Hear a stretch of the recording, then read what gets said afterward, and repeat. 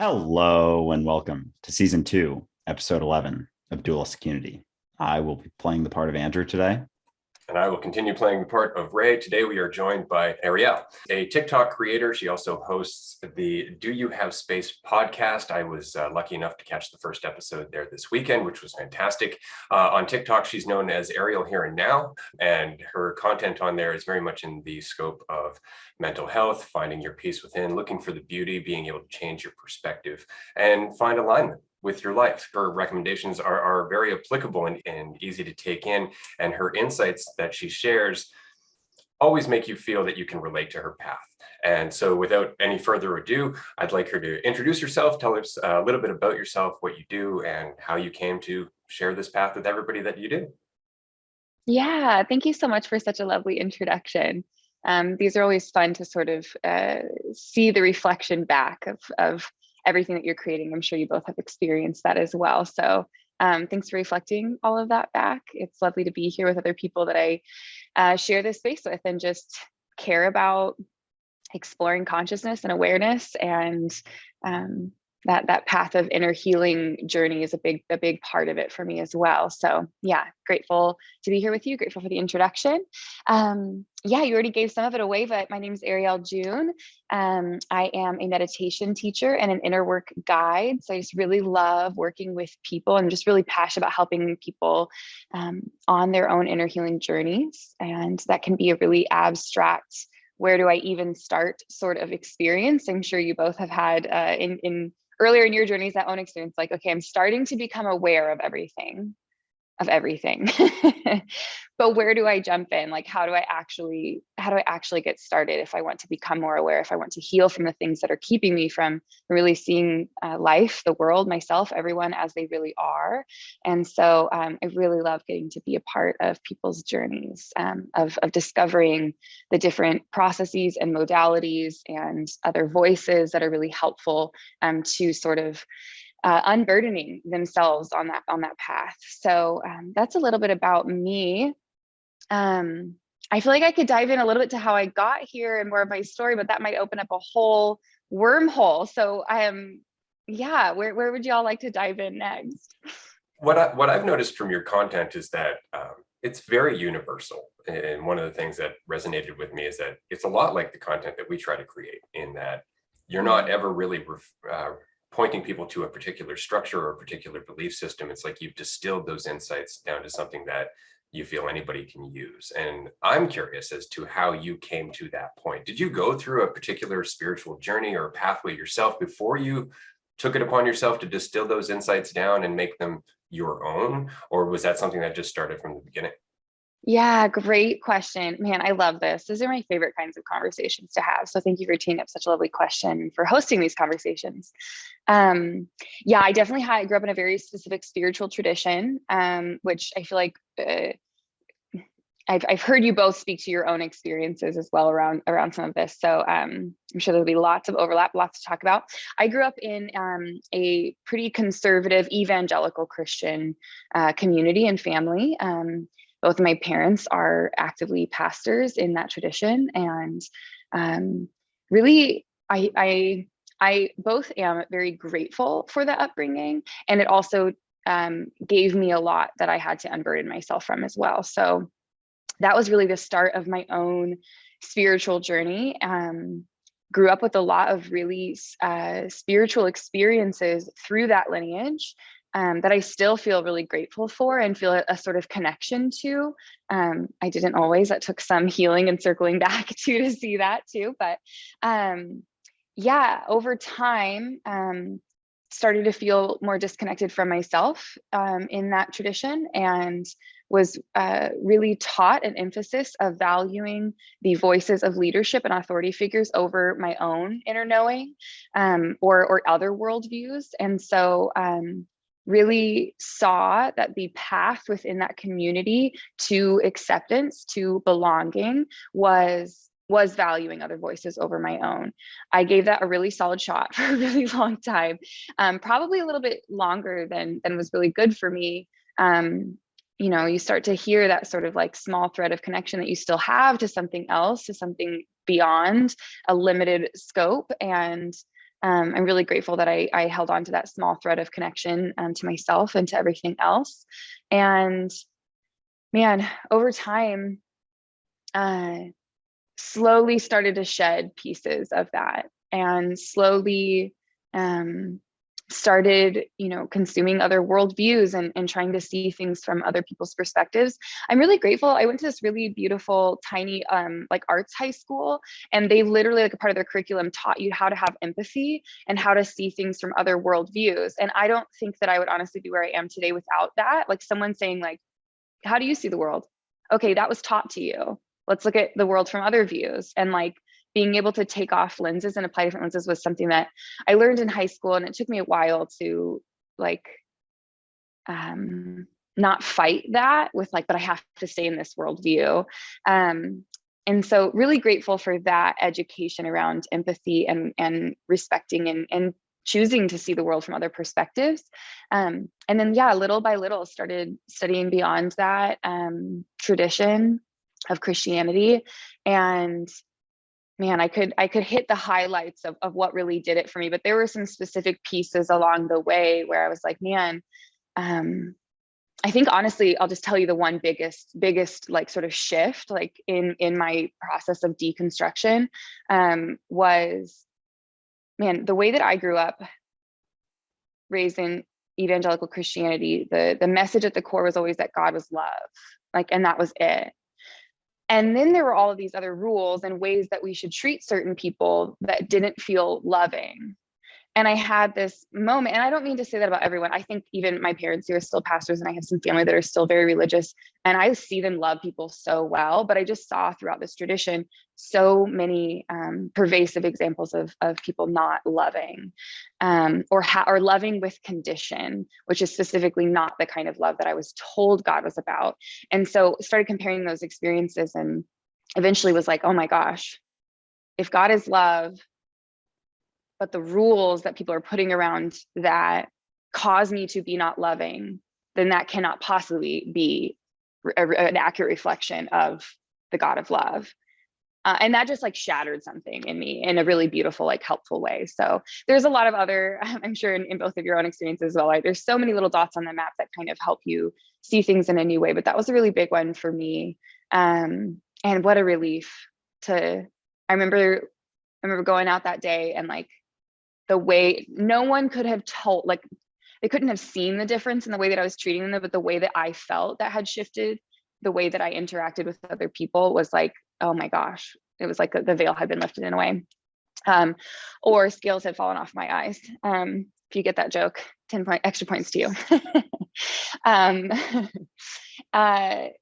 Yeah, so anyway, long story short, through slowly peeling back the different layers of that belief system, eventually, I think this is a very common path, got really into yoga, got really fascinated by yogic philosophy, started to catch glimpses into these moments of awareness that were not tied to necessarily my physical experience, but were something beyond that.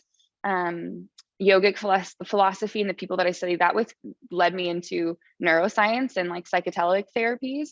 And that all led into me studying Tibetan Buddhism and a lot of other things. So it just opened, it's just like, you open one door and then there's like 10 more doors and you're like, oh, where do I go in here? So yeah, that's been kind of a process of like my spiritual upbringing, slowly like pulling brick by brick, one piece off of after the other off. And then sort of reconstructing by like pulling from these different lenses. And that's kind of where I'm at now. I mean, I'm so excited because there's just like, as long as I live, it'll just be more study and more doors and more things to read and listen and observe and shift. But that's kind of where I'm at now, is really having a deep appreciation for the inner healing work, and for, again, just like wanting myself to be as unburdened by all those things as I can, and wanting that for other people. And so that's kind of where I'm at here now. I did not mean to make a pun related to my handle, but I did. It's all there is, right? No, I resonate with that a lot. Yeah. And I love hearing stories about people, and a lot of, for so long in my life, that was viewed as in such a negative light, like leaving a belief system was like, right. I literally equated growing up, because I was raised Catholic, and it was like, if you were atheist, you were a bad person. It was like they were Right. very much boxed up, or anyone who wasn't Catholic, quite frankly. It was even Yeah. my friends who were like Protestant. Like, I went to a very conservative Catholic middle school, and when we Mhm. would go up for communion, it was like, the kids who weren't Catholic would have to go up like this, and like they couldn't receive it, and it was like, it wasn't Oof. outright, but it was kind of like, oh, they're not like us. But yeah, Yeah. for me, and I'm curious about your initial sort of uh leaving of the belief system, because for me it was just, and it sounds like similar to yours, I just started asking questions, and I have always been a curious person, much more now.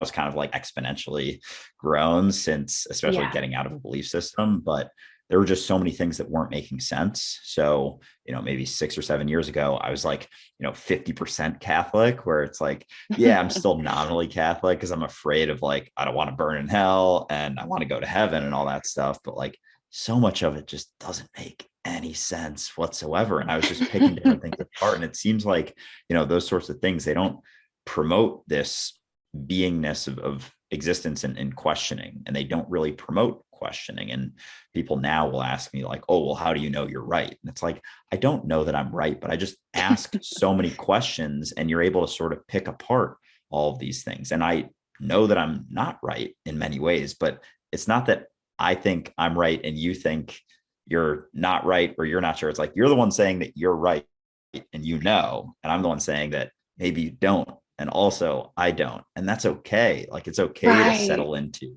the uncertainty of this moment and the uncertainty of the future. So was that a big piece of it? Was you just started, it seems like things just weren't really making much sense. And especially with the, God is unconditional love, but, you know, these people, we don't like them, and we don't like them. So it's like, how unconditional is that really? Yeah, yeah. Well, I also love what you just called out there around the notion of right or wrong. And it's like when people are like, oh, well, how do you know you're right? And you're like, so I've stepped out of that framework and now we're just floating. And if you can sit with the discomfort and the uncertainty long enough, you realize it's not that bad. And like if I can look back at history and see like, damn, there were a lot of things we got really, really wrong, then couldn't I soften to the fact that like maybe we're getting things wrong now and just like let that be. And so it's kind of adjacent to the question you asked, but that notion of like letting go of this stark right or wrong was a big part of that. And yeah, and definitely a lot of curiosity, and curiosity in the environment that I grew up in, especially like the church community, was not rewarded. Like you were rewarded for just believing and like blind faith and trust and all of those things. And so like the more I was curious and like let that part of myself out, the more that was like I felt like I didn't really belong, or like I was an annoyance or something, which is like ironically not helpful. Like if they wanted to keep me around, like there would have been some more engagement around that. I think not that I want them to learn how to keep people around if they want to leave, but that would be beneficial to them for sure. But yeah, definitely questioning a lot of different pieces was a big part of it. Questioning different beliefs, really looking at them a little bit closer, and yeah, I already said this, but most importantly, just letting go of that framework of right or wrong, and being willing to acknowledge if we've got it wrong before, and we see clearly in history so many times that we have messed it up so badly, especially when it comes to how we treat other people, which was my biggest qualm with what I was seeing. Then why would we just assume that we have it figured out now? And couldn't we create a little bit of space to acknowledge that we've been wrong before, so we'll probably be wrong again, and allow that to just be. So yeah, that was definitely a big factor in that deconstruction process. I like how you put that. Can we just have some space? Can we hold some space just to have this conversation, so we're not so Yeah. insecure that the idea of doing something wrong sends us screaming in the other direction, so we can't have this conversation. Let's just have a little moment, right? Let's just talk to one Yeah. another without reacting immediately, and maybe we'll come up with an insight. And it's something my wife often talks about because she's in counseling, and so holding Mm, space is something that she she often refers to, because she Yeah. works with indigenous tribes here on the island. And so that's something that's part of their culture, is keeping space for one another, right? And that's it. It's just getting out of that reactionary mindset where it's like, oh, Right. I feel invalidated. No, it's like, that's okay. You can feel invalidated. That's how you grow, right? You can feel like you maybe didn't do things properly, or you didn't do things to the best of your ability, because that's how you grow. But it's also important to recognize that you couldn't get to that insight without those mistakes, Right. right? So Right. it's kind of a two-edged Absolutely. sword. Yeah. And it's so interesting, at least within, Ray, remind me, do you have a background within Christianity? I've heard you speak about your views of Christianity, but is that your background as well? I was born and raised Roman Catholic, extremely Roman Okay. Catholic. Okay. Yeah. So I know deconstruction has probably been a big part of your process then too, for sure. Yeah. It's interesting though, when you come from a framework that is so, like, is just white knuckling certainty. And in some ways, I don't know if you both feel this way, I feel a lot of compassion toward that. Like, certainty is provides so much comfort to the human experience that is full of uncertainty. And in some ways, I can even see, when I'm looking back at the tradition and like where it's come from, the beauty, and in some ways at the time, the freedom that it must have given, and the sense of safety, and the sense of community, and the sense of belonging. Like, I can see that in the span of history, and have, in a way, gratitude for what it provided to people. There's also a lot of things within the history that I don't have a lot of gratitude for, but I can see why people cling to it, right? But I also feel that there is a needed evolution of our emotional intelligence to recognize, like, okay, if we look at some of these behavior patterns within the church, in terms of how we treat what we think is wrong, how we treat people who we think are wrong, how we treat ourselves when we think we're wrong, or how we treat ourselves to make sure we don't do something wrong. Those behavior patterns, like on a psychological level, I'm sure that you've probably had conversations with your wife about this, if she's in this space, like, those responses, or as you said, those quick reactions, only internalize that behavior and cause it to persist more. So even on a psychological level, I'm like, this is not an effective strategy. It is an effective strategy for keeping people in a system, and that makes me really uncomfortable if we wanted to go there. But it's not actually a system that helps people get free, right? It's like a system that ensures, and I don't think that was the intent. I don't know, but I don't think that was the intent to begin with. It was like, here's something that we can try. And then now over years, it's like, oh, okay, turns out shaming someone for doing something wrong or for sinning only reinforces that behavior, and really exiles that part of themselves instead of integrating that part of themselves. So we got to rethink this. I find it to be very funny how the uncertainty, like, that is the reality of our existence, is uncertainty. And so when people feel like they are certain, it's always a false sense of certainty. So the same thing, Right. although it seems in the short term to like soothe their fears, it also causes it, because they're so easily shaken. And I've made, a decent amount. I've got, quite frankly, I've kind of toned them down a little bit, kept it to the podcast, but my videos questioning belief. A lot of times it's because my background's in Christianity and Catholicism. It's focused on that. It's sort of what I knew, but I would get a ton of backlash for it. And although I think it's very important to question things, I had to weigh, the pros and cons of all of that. And it was fascinating how much pushback there was. And it's like, that shows how this is not a solution. This false sense of certainty is not a solution to your fear, because all someone has to do is give a logical argument as to why it's not true. And all of a sudden you're going on a tirade about how it is true, because it is so closely held. And I found that the things you question that are closer to someone's identity, their sense of self, who they think they are, how they define themselves, the more shaken they're going to get, the more hostile they're going to get in response. So it's like, that's so much of what we talk about is the illusion of identity and the freedom that comes with it. While at first it may be, a lot of discomfort in that, Right. long term, there is a lot of benefit, because the reality is that everything is uncertain. So when you cling to a false sense of certainty, it only sets you up to go down this tirade when it's questioned. But we discussed that quite a bit too. Yeah, I love that.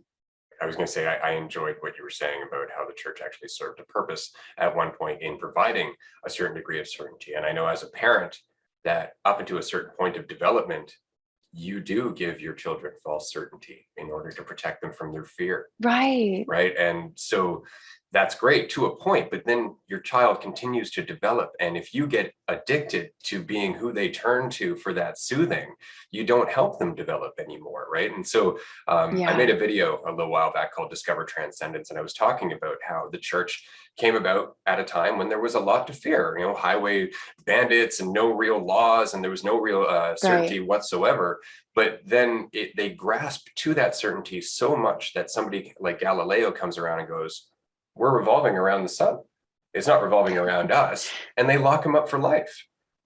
And it's just because they're threatened by how that diminishes the identity that went with their false certainty. So it's such an interesting process, a lot like parenting.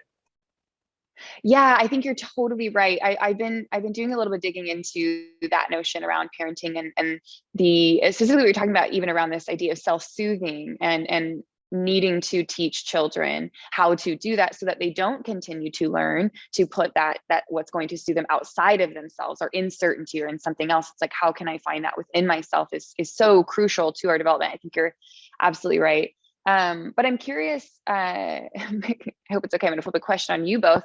I'm curious for each of you in your own experience, or even just like now, what you think is, I don't know, helpful methods for detaching from certainty. I have my own answers to that question and what I know has really helped me shift, but I'm curious for your own paths, like what helped you let go of that? What helped you see like, oh, I can let go of the edge of the pool and like stay afloat and not just need to grip onto that to survive, right? Like my survival isn't dependent on that after all. So I'm curious to hear about that from both of you. Yeah, I can start. I think recognizing the uncertainty at first is hugely important. Like actually realizing that it is the case, like there isn't anything that is certain beyond right now, and that's okay. Like becoming okay and sort of accepting the reality of uncertainty. And then I think a big part of it for me has just been repetition and taking action no matter how I feel. Like my sort of definition of confidence, like a lot of people say that confidence is like a feeling, and I think of it more of an action. So in terms of when it relates to it's kind of related to uncertainty in a way, but it's like realizing that you're not always going to feel like doing something or feel super internally prepared for something, but it doesn't matter how you feel. It matters what you do despite how you feel. So confidence is about it isn't about how you feel. It's about the actions that you take despite how you feel. So for me, it's just been like that recognition that things are uncertain and sort of relaxing into that, because if you don't really accept that, I think it's very much more difficult to relax into that idea. And then it's just recognizing it and reminding yourself, I don't know. Like that's a phrase I use all the time. It's just like, I don't know. This thing I'm worried about happening, or this thing I'm hoping will happen. I don't know if this thing does happen, or this terrible thing that just happened. Right now in the moment, I'm labeling it as this terrible thing. I just said it was terrible. I don't know if it's going to be actually lead to something that's terrible realistically, because of uncertainty. All of these things that I'm so sure of are bad or good in the moment. The reality is that I don't know, because I don't know what they're going to lead to. And I don't know what that thing's going to lead to. And I don't know what that thing's going to lead to. So recognizing that has helped a ton. So that ties into good and bad, right and wrong. It's like, because we can't predict the future, because of the fact that we can't see and experience anything beyond right now, we have no idea what is good or bad. We can have senses of we take action in the moment relative to, how unified we feel typically. But yeah, the reality is that you don't know, and wasting time and energy judging it and allowing yourself to relax into that uncertainty helps a ton with any situation that comes up. Yeah. Well said. Nicely said. In terms of a methodology, I always just I talk about potential a lot in terms of kind of like electricity. Until you point that electricity in a direction, it's just potential energy. It can do anything. Mm. And a lot of our narrative, a lot of our identity, a lot of our false certainty limits that potential in an effort to stay safe, which makes sense to a certain degree. I mean, if you're Right. not used to being a nuclear reactor, you're going to want to tone that down, right? And so for me, my path, well, my life basically just from the start said certainty is not in the cards for you. I got abandoned as a very young kid, and then I got passed Mm. around quite a bit. And so for me, certainty was never something that I could find externally. Mm. There was never a home, there was never a loved one, there was never that support structure to reach for. There was never any certainty that I would be in the same place a month from now that I was then. And so for Mm. me, I only had one strategy for certainty, which was my identity, was the idea of myself. And so I Mm. clung to that. And over the years, as a teenager, I went through various iterations of that self, each one creating a totally different consequence for me. And then, okay, well, I got to modify that a bit. Let that one go. Let's try this. And then so I went through that over and over and over again, trying desperately to find a way to feel like I belonged in the world that was reminding me every day it didn't want me. And every Mm. day I was coming across the same hellish nightmare of constantly being unhappy and constantly seeing my friendships burn and fall away and constantly seeing my relationships turn to toxicity. And so the lesson was just over and over and over and over again. This is your control. This is what you're getting. This is what your identity Mm. is creating for you. And so after beating my head against that wall for years, almost killing me, I finally went, oh God, I'm still doing it. And that was it. It just Yeah. dawned on me that I had been carrying this strategy with me moment to moment to moment, and it was Wow. causing all my pain. And so that was it. It was just like, okay, I got it. I got it. I'm good. Stop hitting me over the face with that. And that's when it got easier. Mm. Wow, man. Thank you for sharing some of your story. I didn't know all of that about your experience. What a lesson to learn, man. And to, like you said, like after a while, you're like, I get it. Okay, I'm ready to step outside of that way of being. It's not fun anymore. Don't want to get hit over the head again with that. Wow, yeah. Yeah, that's so interesting.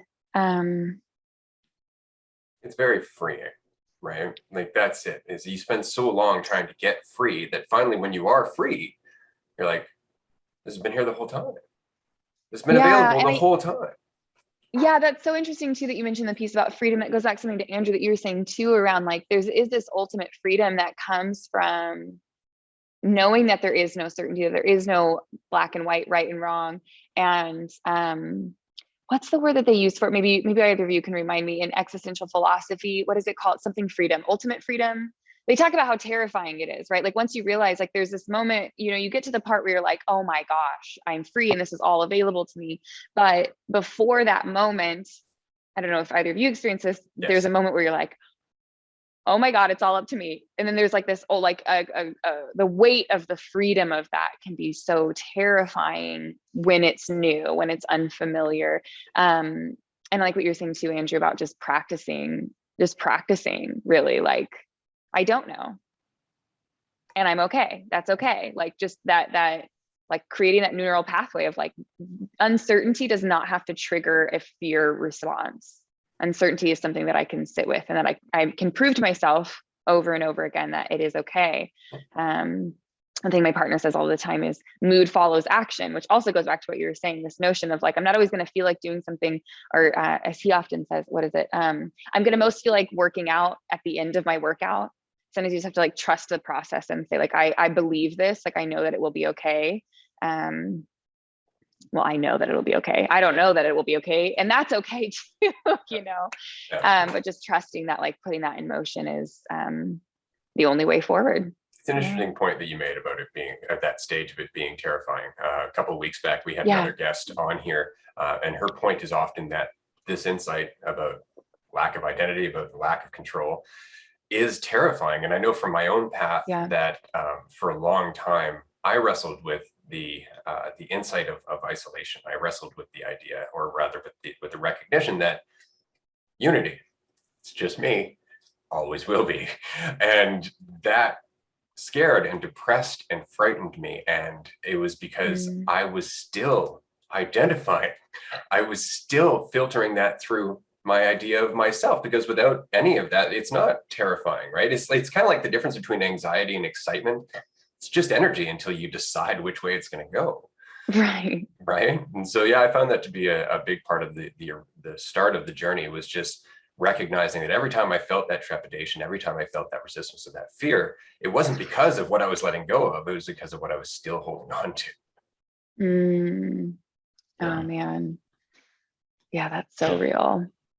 I've found that since I sort of recognized that, you know, this idea of Andrew is just a story sort of rooted in the past. Like, I am here and now. This kind of really recognized that last summer, and ever since then, there have been like so many ups and downs, as Ray can attest to. Like, it's been a turbulent ride for sure. But I found that when I would, because I've sort of continued to recognize that and get caught up in identity, certainly, and forgetting here and there. But I think when I feel like, oh my gosh, it's all on me, it's just quickly recognizing like there is no me. And by getting terrified and jarred by this realization, like, oh, it's just me. It's like when you feel that with a sense of loneliness and fear, it's like that's you continuing to try and cling to that identity that you have been able to cling to your whole life. So since then, I've sort of shed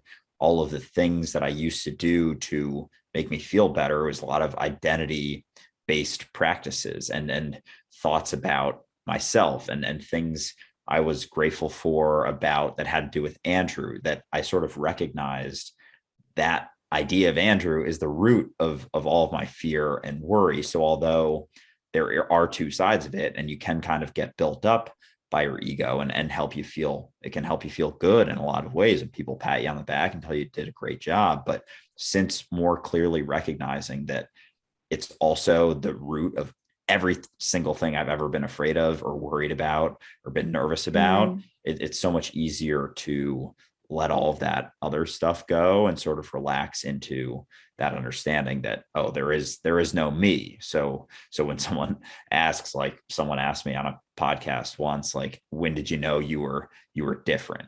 And I was like, oh, it's kind of an uncomfortable question, because it's like, you know, what I was just explaining to him the last, 20 minutes is like, this idea of Andrew is a fiction. So to then cling to something like, oh, but I'm different, is like, it's kind of hypocritical in a way to then go back to that. So it's like you're only utilizing it for the good feeling stuff. But once you recognize that it's the same sword, that double-edged sword, or two sides of the same coin, you're more easily able to let that other stuff go, and you can allow it to be and sort of like move with things, so you're not just kind of an ass telling people that like I don't exist all the time. But yeah, the recognition has been helpful for sure, especially when I get caught up in that feeling like, oh, it's just me forever.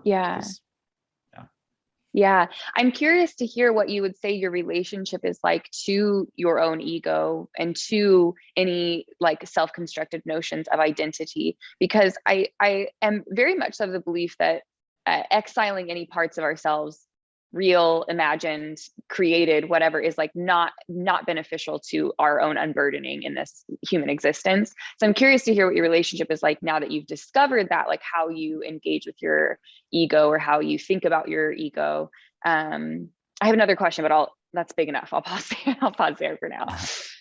Yeah, I think it comes back to the recognition that like it's there. You can't escape your ego. You can't kill your ego, but it's not what you are. So it's recognizing that it's there, that it's your key to this experience. Ray and I have talked about this a little bit. Like, it's your ego is your ticket to experience. Without your ego, there would be no experience. So it's recognizing that it's incredibly important, and it's a huge part of you. You're not just going to overnight be like, oh, my ego's dead, I don't exist. And it's like, we actually recently, you might find it interesting, the conversation actually, I think it was a couple episodes ago on our last guest. But it's if you get too caught up, you can get too caught up in the idea that you don't exist. And That was Right. basically that entire conversation. And it comes Ooh, back to interesting. recognizing that that is just another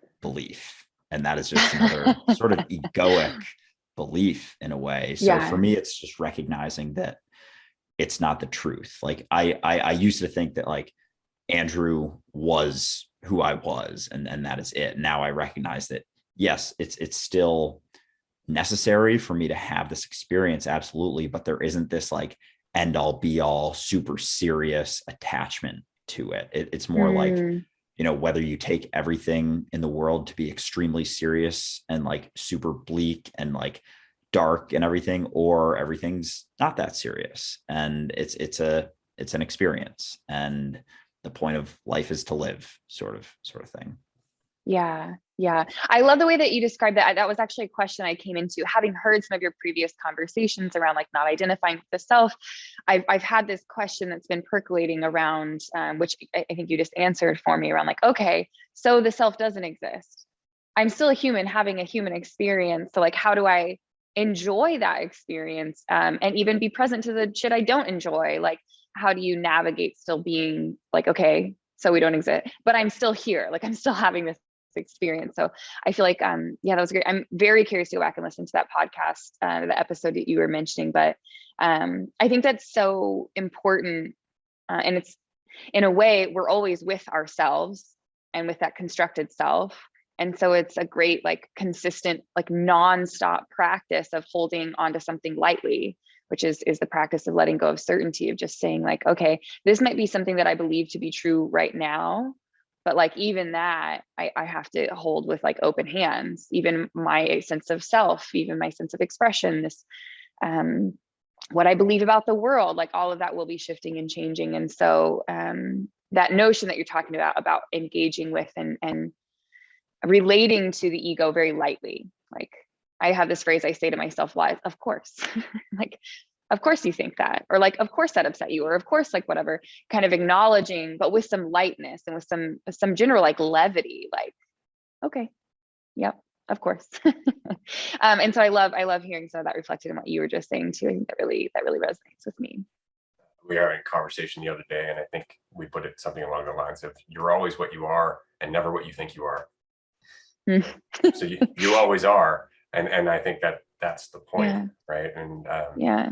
when I was a kid, you guys probably remember doing this too, playing make believe, pretending with your friends, coming up with scenarios. I remember when I was a kid, we used to all go into this patch of bush just outside of town, and we'd be like pirates setting up this pirate like hideout and booby traps and all that. And every once in a while, we'd be, werewolves and other stupid stuff. But the point is that whatever I was embodying myself to be changed the nature of the game for me. It changed the environment I was participating in. It changed my actions. It changed everything I Right. perceived because I identified as what I was pretending to be. And nothing's changed. Nothing has changed except that maybe my idea of myself has become way more boring over time, right? I'm no longer running around pretending to be a werewolf, but I'm still pretending to be something, Right. right? And I think Right. that is now my relationship with my ego, is that it's Mm, a lens that changes the experience I'm having. It's a lens that mm, that can blind me if I get too caught up in it, or it can just color my experience in a pleasant or unpleasant way, depending on how seriously I take it. yeah. Oh yeah, that's, yeah, beautifully articulated. I love that. Oh, we do have so much power to change that lens, and to, yeah, to allow our view of the world and of ourselves to be shifted. And I feel, I don't know if you two have run into this, but I feel that's as a conversation not everyone is ready to have. Like I don't know if you've received, I know Andrew, you're mentioning some pushback on some different videos you've shared. Um, I don't know, it's really tricky in the world to talk about that, right? Because I'm sure that you both would agree, like acknowledging that we have the power to change how we view our situations and view the world, um, I think can feel to a lot of people very like bypassing, or like not acknowledging the suffering that takes place in the world. And that I have found to be somewhat tricky to navigate, right? Because it's not to negate anyone's experience. There is undeniable suffering in the world. There is undeniable pain that is unavoidable. if we could all get together and let go of some things, there'd probably be a lot less. But I guess that's why we're all here to some extent, It's a good having point. this conversation. It's But something I've run across for sure. And I've been at yeah, this for 20 years. I was trying to have this conversation with people after 9/11, which didn't go well. I can But, imagine. you Wow. know, Yeah. it's interesting if you were to think of it as, you know, say you have a pit with a bunch of water in it and somebody is stuck in the pit. Well, help me out. So somebody else tries to help them out. They can't. So somebody's got to get in the pit to get their arm. And eventually you get a bunch of people in the pit, but somebody's eventually got to stand outside the pit to help the rest of them get out. Like, you can form a human chain. Sure, going into the pit can help that person, but not everybody's going to jump in. Not everybody should jump in. Otherwise, nobody's getting out. And it's kind of the same thing Yeah. about our misery and our suffering. Like, it can be Mhm. helpful to join somebody in their suffering. It can be helpful to be there with them while they are suffering and to experience suffering as a point of being able to relate. But if you're in suffering all Right. the time, you're not going to do much good to help them get out of it. You might help them Yeah. deal with it while they're in it, but you are not in a position to help them get out of it. Somebody has to have a foot in both worlds. It's just the way it Yeah. goes. Yeah. Yeah. I think that's a really solid visual to, yeah, paint the picture of what that's like and the role that we have an opportunity to play in that. It's hard. I find myself torn a lot of the time, just feeling a lot of empathy for people that are, man, there's just, you both know, there's just so much suffering in the world, and there's so much heartache and healing that needs to happen. And it's interesting sometimes when I think about this conversation that we're having around, you know, the like self-created identity and obsession with that and attachment to that and attachment to certainty. It's like we can look at that at an individual level, and it's complex and like and complicated, but you can kind of like slowly untie the knot when it's like yourself. Like, you can really go in and be like, okay, I see where I learned this, I see where I learned this, and slowly peel back these layers and shed new light, new perspective, new awareness on those. But approaching that on a collective scale, like I can't think about it too. Like I'm so curious about that, like what it would look like to have sort of collective healing and collective like raising of emotional intelligence and collective freedom from a lot of beliefs that are really keeping us in cycles of suffering. And I don't just mean beliefs like, oh, if I believe I'm suffering, then like you're just causing your own suffering. We all play a role in our experiences for sure, but also like in the people who are actively causing other people's suffering. There's so much there. It admittedly overwhelms me, but also is like, I don't know, a conversation I'm starting to have with people. Like, what would that really look like? And I'm curious to hear y'all's perspective on that, because I'm sure y'all have gone there too. Often and frequently, especially I believe it. you know, for me, because again, Yeah. you know, 20 years of just kind of watching this, and it's Yeah. really interesting because when I had so back in 2005, I had a YouTube channel. It's called The Journal of a Forgetful God, and I was just basically going through all of this stuff, and I was getting a lot of blowback, and it was admittedly because I was being pushy. I had an idea that the world needed to be saved. I had an idea of what that entailed and what we needed to do, and so it's like I had all these ideals, and I Yeah. wasn't aligning with reality at all. And so over time, as I've let go of myself and I've realized everything's moving at the rate it's supposed to, I'm in the part I'm in, I'm causing ripples, and ripples are hitting me all the time. There is no separation whatsoever. Then you start to realize like, oh, okay. So just like an individual goes through thousands of thoughts one way or another before one triggers an actual like movement Right. towards one. It's the same is true with us. Like, just because like there might be thousands of people in one area, one of those people having an insight causes a ripple that may not be immediately noticeable because it may cause little ripples, and then somebody else has another big ripple and it causes another cascade of little ripples. But we are changing collectively, just like we do individually on a larger scale. So there's a lot of patience involved. Yeah, I really resonate with that. And every time I remember that, I feel like, oh, relief. Like, I think that part of something I still have to occasionally remember to shed is my upbringing, which told me I was responsible for saving people and making sure they went to the right place when they died. And realizing sometimes that I'm like, oh, but how do we help? And I'm like, you just have to sit back, trust the process, keep like you said, like there are these ripples happening all the time. And in a lot of ways, like I feel really surprised by all of these voices that I've come across in the last year or two through TikTok and things, right? Where it's like, oh, people are talking about this. And granted, my algorithm is like totally dialed to this channel for sure. But this is not stuff I grew up hearing from anyone about. And to now have that on such a massive scale where there are all of these little ripples that are happening in places and for people that maybe wouldn't have had exposure otherwise is like, does make me feel so hopeful and that it's trending in that direction. Yeah, absolutely. I think for me, the recognition, because a few months ago too, I was talking to Ray about this and just saying how like I was caught up in this idea of suffering and like, how can I be happy knowing that there's so much suffering going on? Yeah. I think a couple things that helped me in particular were the recognition that, we are the world, like we are it. So as we change individually, that's a drop in the hat of the world that is changing. So like all you ever have to do, all you ever really can do is change yourself. Like people tend to overestimate how much they can change things outside of themselves and underestimate how much they can change within themselves. So when you recognize that you are the world or universe existence is a tapestry and you are a thread woven into that tapestry. As that thread changes or it starts to shake, that is literally a ripple across the entire tapestry. And I think another thing that I realized at one point was, and I think we talked about this on an episode once, but it was if you think that you have to change other people, you still think there are other people. So if you recognize that you are the world and your identity doesn't actually exist, and I know this is like getting a little bit deeper into things, but like if you don't see that, or if you still see that or think there are other people that have to be changed, you still see duality and you are taking that duality as truth.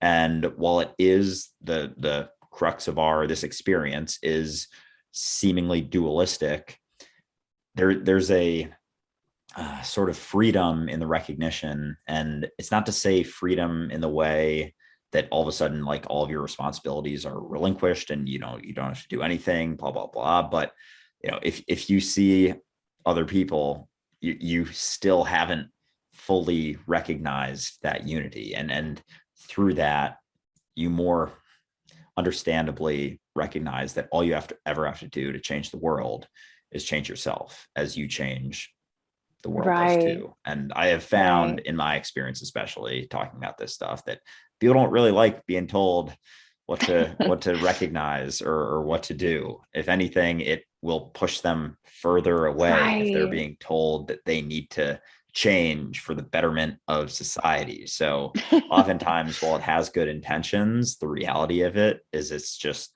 making things more divided than they already are, no matter how good your intentions are. Yeah, that's a really powerful perspective to keep in mind. I appreciate you articulating that. That's really, it's something that I believe. I'm like, yeah, totally. But it's just refreshing to hear and to be like, okay, yeah, that's right. That's right. I'm curious. I'll just be honest. I think that the exploration of like letting go of that duality of seeing a difference between myself and others isn't something I've explored a whole lot. I definitely get the essence of what y'all are talking about. And I've heard you talk about this notion on other episodes.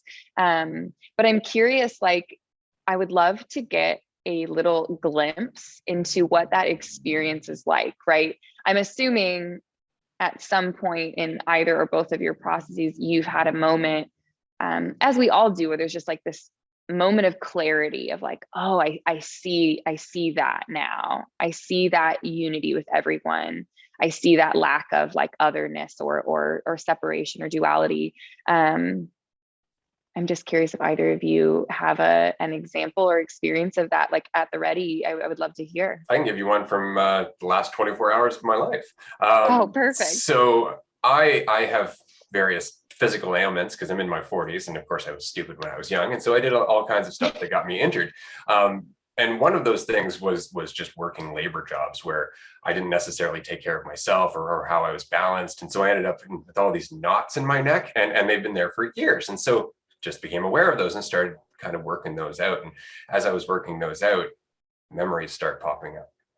Oh. Memories from where these injuries and where these knots came from, right? And so working through them, and my wife was asking, well, how do you process those? And I'm like, well, I remove myself. And she said, what do you mean? And I was like, well, so I ran across one, and I immediately remembered back to an abusive point in my life where, you know, I was being abused, and where before I would have had that memory and I would have went like, oh, how could that happen to me? What kind of a terrible life? I would have just internalized it. It would have just been about me.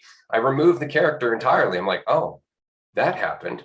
Then all of a sudden I have an insight about how the person who abused me wasn't the person I made an assumption about. It's not the idea of that person. They were abused by their parents. They had a life I'm not aware of. They had influences that I don't know. And immediately upon removing myself, I can see that my idea of them wasn't the truth either. And there goes that duality. That division is gone. Suddenly it's not, I was abused, but abuse happened. And abuse was maintained habitually from that other person and whoever came before them. And so all of a sudden, the duality of that starts to fall apart. And I start to recognize that it was a part of me, just like, you know, something happening within my body, a muscle cramp or something like that. That's a part of me, but it's not something I like. If I was to vilify the muscle that's cramping, I wouldn't have the sensitivity to relax it. Yeah, I love that example. Thank you so much for sharing that. I feel sometimes when we talk about these big concepts that are contrary to normal societal conversation of around identity, it gets very like abstract. And hearing those examples, I think, are so helpful, right? Because you say that, and I'm like, oh, I had an experience like that yesterday, you know, and all of a sudden I'm like, oh, okay, that's kind of what it feels like to be tapped into that sense of, I mean, even what was said around the tapestry, this notion of being a thread and all, that you sort of see all of those other threads, right? They're connected to all these other threads, and seeing more of that bigger picture. Yeah, so thank you for sharing that example. It's lovely. It's a fun conversation. It really is. And it's something that we go through all the time, because once you get rid of the characters, once you start getting rid of the idea that we are our ideas at all, well, then what you end up with is one free-flowing entity that's interacting with itself. It's ripples upon ripples upon ripples, but we say ripples with the same perception that we're separate. There really is no ripple because there's no division, right? and so it's a matter of sensitivity, and that's why often we'll talk about this conceptually. We'll point at it in the direction of the insight that we're having, but we can't actually communicate it because it's so vast, because it's so big, to see how reality is seamlessly interwoven, right? That we can't actually get there with language, but we can point the way, which is half the fun. Yeah, absolutely. And I think it's funny that Ray brought up one from yesterday, because I was actually going to bring up one from yesterday and say how like my sort of like initial inkling of this happened. And it's a very, profound experience that I had last summer, basically, which kind of like woke me up. But the thing is, it's not like it's kind of like the idea of the illusion of an ego death. It's like, as soon as you say I had an ego death, you're identifying as I. So you're using the ego to explain that it died. And it's like, there is no ego death, that is the ticket to your experience. So these things, the recognition is happening every single moment. It's not like a recognition and then it's just like, oh, and then everything's changed and like that's it. It's like you're going in and out, up and down all the time. But yesterday, I totally feel that. It's like yesterday, and Ray said this a few times, the idea, just like if someone asks him like, how do you know that we're all the same thing? And he'll say, well, everyone identifies as I, or everyone identifies as me, right? It's pretty obvious, no? Like I've always kind of gotten that. I'm like, yeah, but it's different eyes. And then yesterday, actually, I was just starting a walk around New York, was just going to wander for a while, and it hit me so much more clearly. And all of a sudden, like everyone, and it was pretty crowded, like midday on a decent day, Sunday in New York, it was pretty crowded, and no one had a name, no one had an identity. It was just like everyone I'm walking past identifies as I, or identifies as me. And I was like, oh my God, like we are all just awareness of each other within and without each other here and now. So I was just basking in that. It felt like I was full on tripping for like, Yeah. I walked around for like 3 hours, like through some indoor little mall areas and like outside for a while. And I was just like, no, didn't listen to anything, was just absolutely in awe of everything for so long. And like I made a video about it. And then just like after that, just kind of walked around basking in that recognition that like there are no others, and everyone thinks that, like they say, I am Andrew, or I am Ariel, or I am Ray, and we all think we're that name, but we're all saying we're all identifying as the same thing. And it's like I is everything and everyone and everywhere. So it makes sense. It's actually not a incorrect statement, but it's just Right. thinking that you are not that you are the name. And that's where the distortion sort of comes in. And that's what leads to this existence that is become very identified and very dualistic. And because there is so much need for this more for me and this identity, it's like a balancing act. Like as soon as something goes higher and hoarding for me because I am separate, there's going to be an equal and opposite effect on the other end. So that's where I've seen how suffering sort of ties into it. It's like our relationship with our identity and thinking, not recognizing that we are it. We are all threads on the same tapestry. We think we are separate threads wandering around, but there is no space and there is no time. So it's all the same happening here and now. We just think that it isn't. And we think that there's this separate identity, which leads to, because there's people hoarding so much for themselves because they think that's it and they've taken their identity to be the truth, there's not going to be enough left for everyone else to even have basic survival. So yeah, but that was a recognition I had within the last 24 hours as well. So but yeah, it's fun. And I texted Ray yesterday, like, I fucking love this stuff, man. Like this is it's the best, just and being able to talk about it. So yeah, I'm appreciative that you're here with us now, enjoying the conversation. You mentioned a point there, Andrew, and I was actually curious to get Ariel's idea on this as well, because it's interesting. Because if you look at all the cells within our body, they're all having an individual experience. They're all doing their own thing with their own reality, but they're all me, right? Like even if they identify individually, they all make up one me. And the same is true for the world, right? Even though we identify individually, it's all one me, it's all one world, it's all one I, right? But when cells start working against the body, when they start acting out of alignment with the rest of the body, we call that cancer, right? And so it kind of begs the question of how much of our distorted mentality is not only adding to our stress and disharmony, which adds to our lack of health in general, but are we not also, in the same way we were talking about earlier, ripples affecting ripples, adding to the overall unhealthy atmosphere that we're a part of? Are we adding to the problems of the world simply by not addressing our own individual problems? Are we being cancer until we heal ourselves? Oh, wow, that's beautiful. Really, again, comes back to this personal responsibility piece of just like owning what's going on here.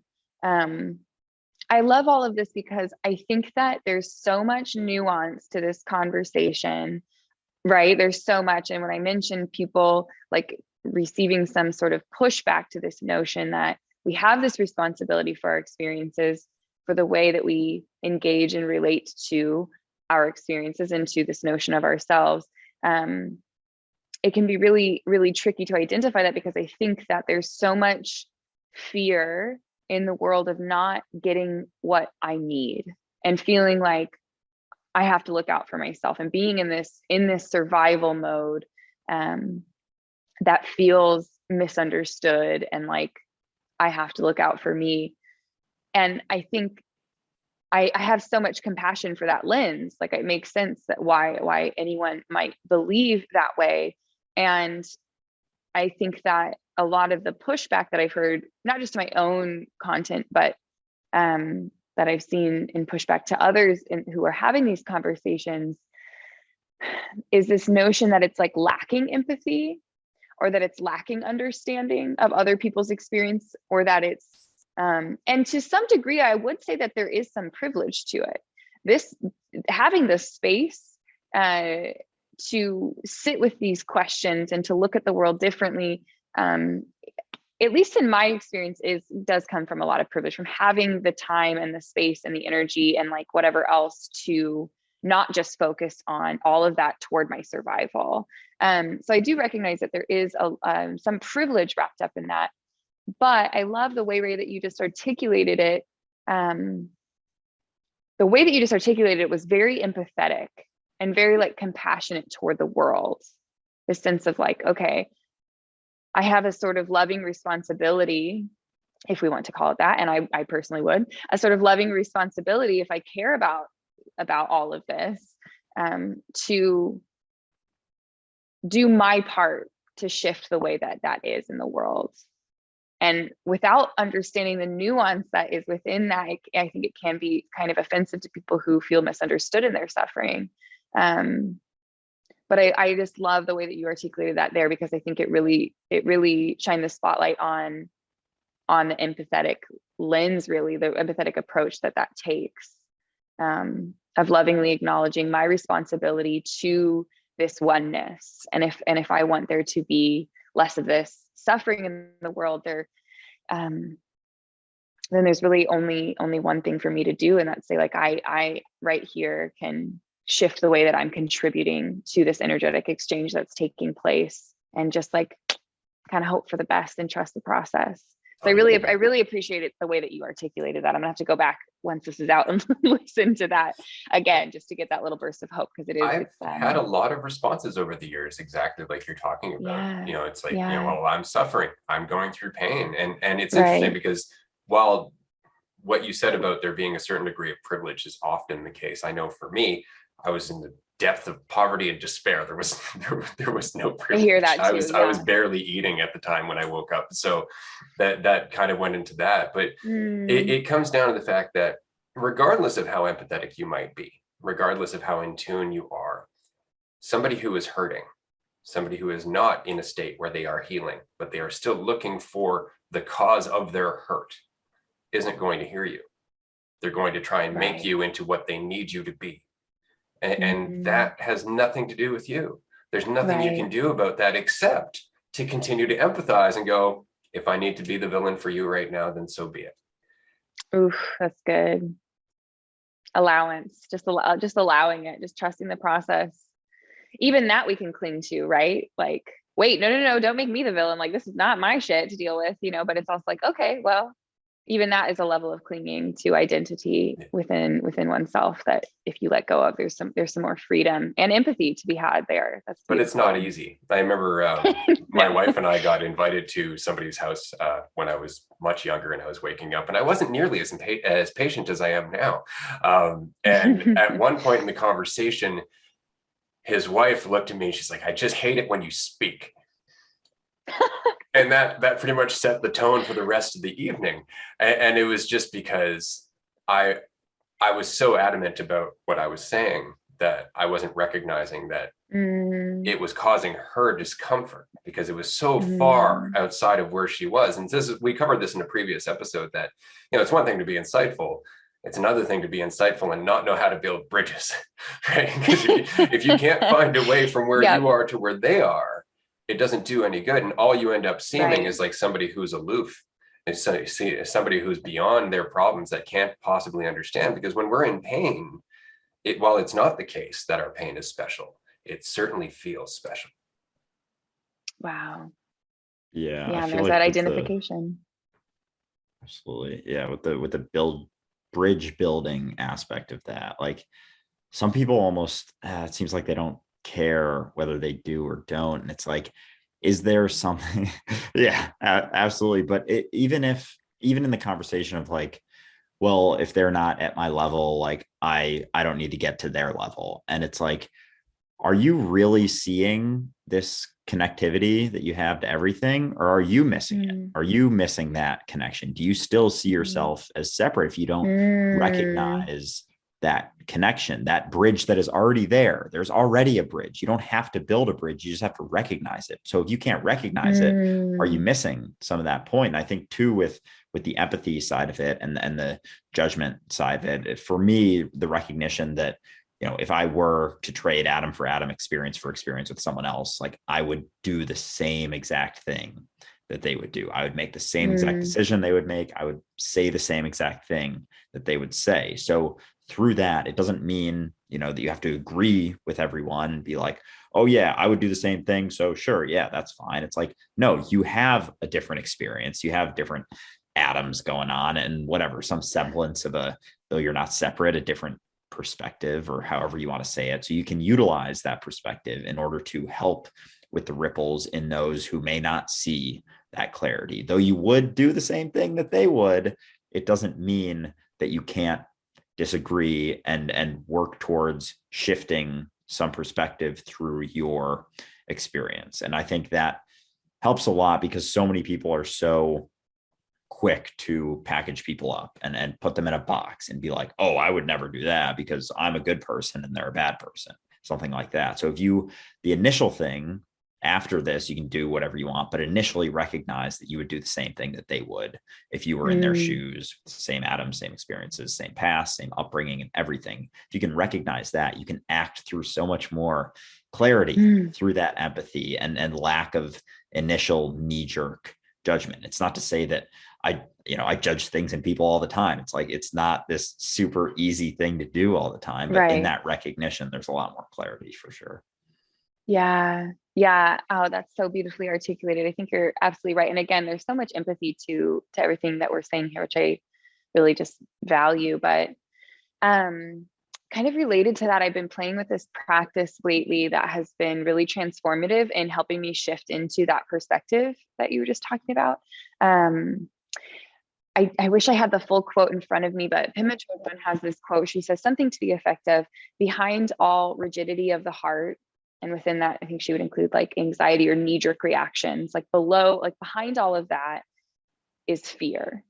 And if you can get to the fear and touch the fear, like approach it without your own fear, you'll find a soft place behind it.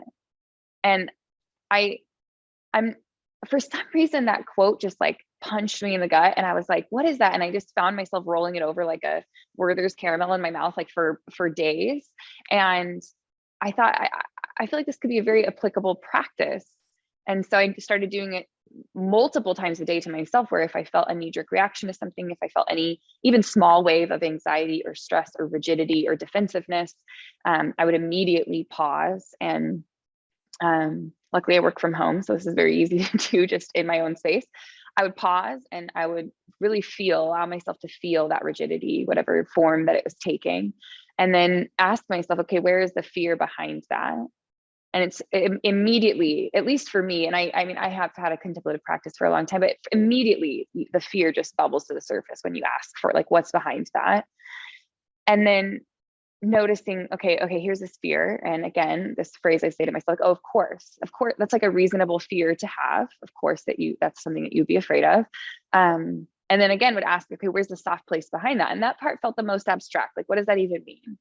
But when I asked myself that, like, okay, where's the soft place behind that fear? Again, immediately a sort of answer would bubble to the surface. And it's been so interesting to do that within my own self, to pause that reactivity to other people, especially. People just have a way of poking at us. It's just such a fun part of being human. It really helped pause my own reactivity. But then the more I played with it, the more I realized I could identify that in other people. Speaking of like this unity that we have with other people, I would see people, like now I can see, and it's a newer practice for me, but when I'm intent on it, if someone responds to me with rigidity, anxiety, anger, insecurity, I don't know, whatever else, I want to have my own reaction to that and meet them from that place of rigidity. But if I can pause and ask myself, like, okay, where might their fear be behind that? I can't know for certain, but I can make some educated guesses as to where this rigidity or this anxiety or this like frustration is coming from, or their own knee-jerk reaction. I can imagine where that's coming from. can I see where also there might be a soft spot for them behind that, a desire? Often it's like the soft spot is a desire. Oh, your fear is a reflection of the desire that you have that you're afraid isn't going to take place. Often, right? Like as humans, a desire for connection.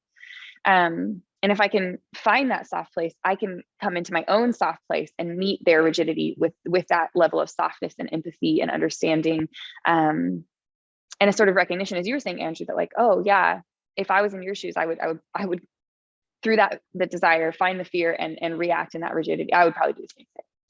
And then if I can meet them from that softer place below all of that built up identity and built up, rigidity and all that stuff, it's so wild because I thought that would be in some way something that would make me feel less powerful. Like I was like, oh, I'll just be the softer one, like, and in some way concede to them being the I'm angry, powerful one or something. But it's like so wild. The more I do that and respond to people in that way, they'll just like melt and come right down. Most of the time, melt down and come to that softness. We'll meet in that place together. And I feel like in practice, what you were just saying, Andrew, looks like that in practice for me. I'm like, okay, how do I actually take this desire to not just have this knee-jerk reaction, to have this empathy for where other people are coming from, and to not force them to see things from my perspective or force something else on them. But meeting in that place allows for this completely different energetic exchange that just, I think, is really, really allows that situation to be shifted for both of us. And in a way, back to what you were saying, Ray, too, that sort of collective sense of like, in some weird way, me deciding to take that path allows me to shift the collective energetic exchange that we're having, which is just so powerful. It's so wild. It is. It's interesting. What you were saying kind of reminded me of something that Krishnamurti said about recognizing fear, about rather than looking for the reasons that we're afraid, looking at the fact of our fear. I'm afraid. Just for what it is, without judgment or preconception, just to look at it. Right. And that kind of did the same thing for me, in that as soon as I could see I was just staring at fear, then I could start to remove that fear just by looking at it, right? And that allowed me to get to that soft spot behind it, or that point of vulnerability, of clarity. I wasn't just staring at the illusion anymore. And then later on, when I took Wing Chun, it became a difference in application, because in karate and taekwondo and a bunch of other martial arts, it's very rigid, right? Your muscles are very rigid. It's like hitting somebody with an iron bar. But in Wing Chun, your hands are almost always open. You're very soft in Wing Chun. And so when a punch comes blazing in, you actually kind of meet it and just let it tell you where it's going. And that became a different way of dealing with other people's fear. All of a sudden it was, I'm not in danger. I'm like outside of, there may be some physical altercation as a result of this person's mentality.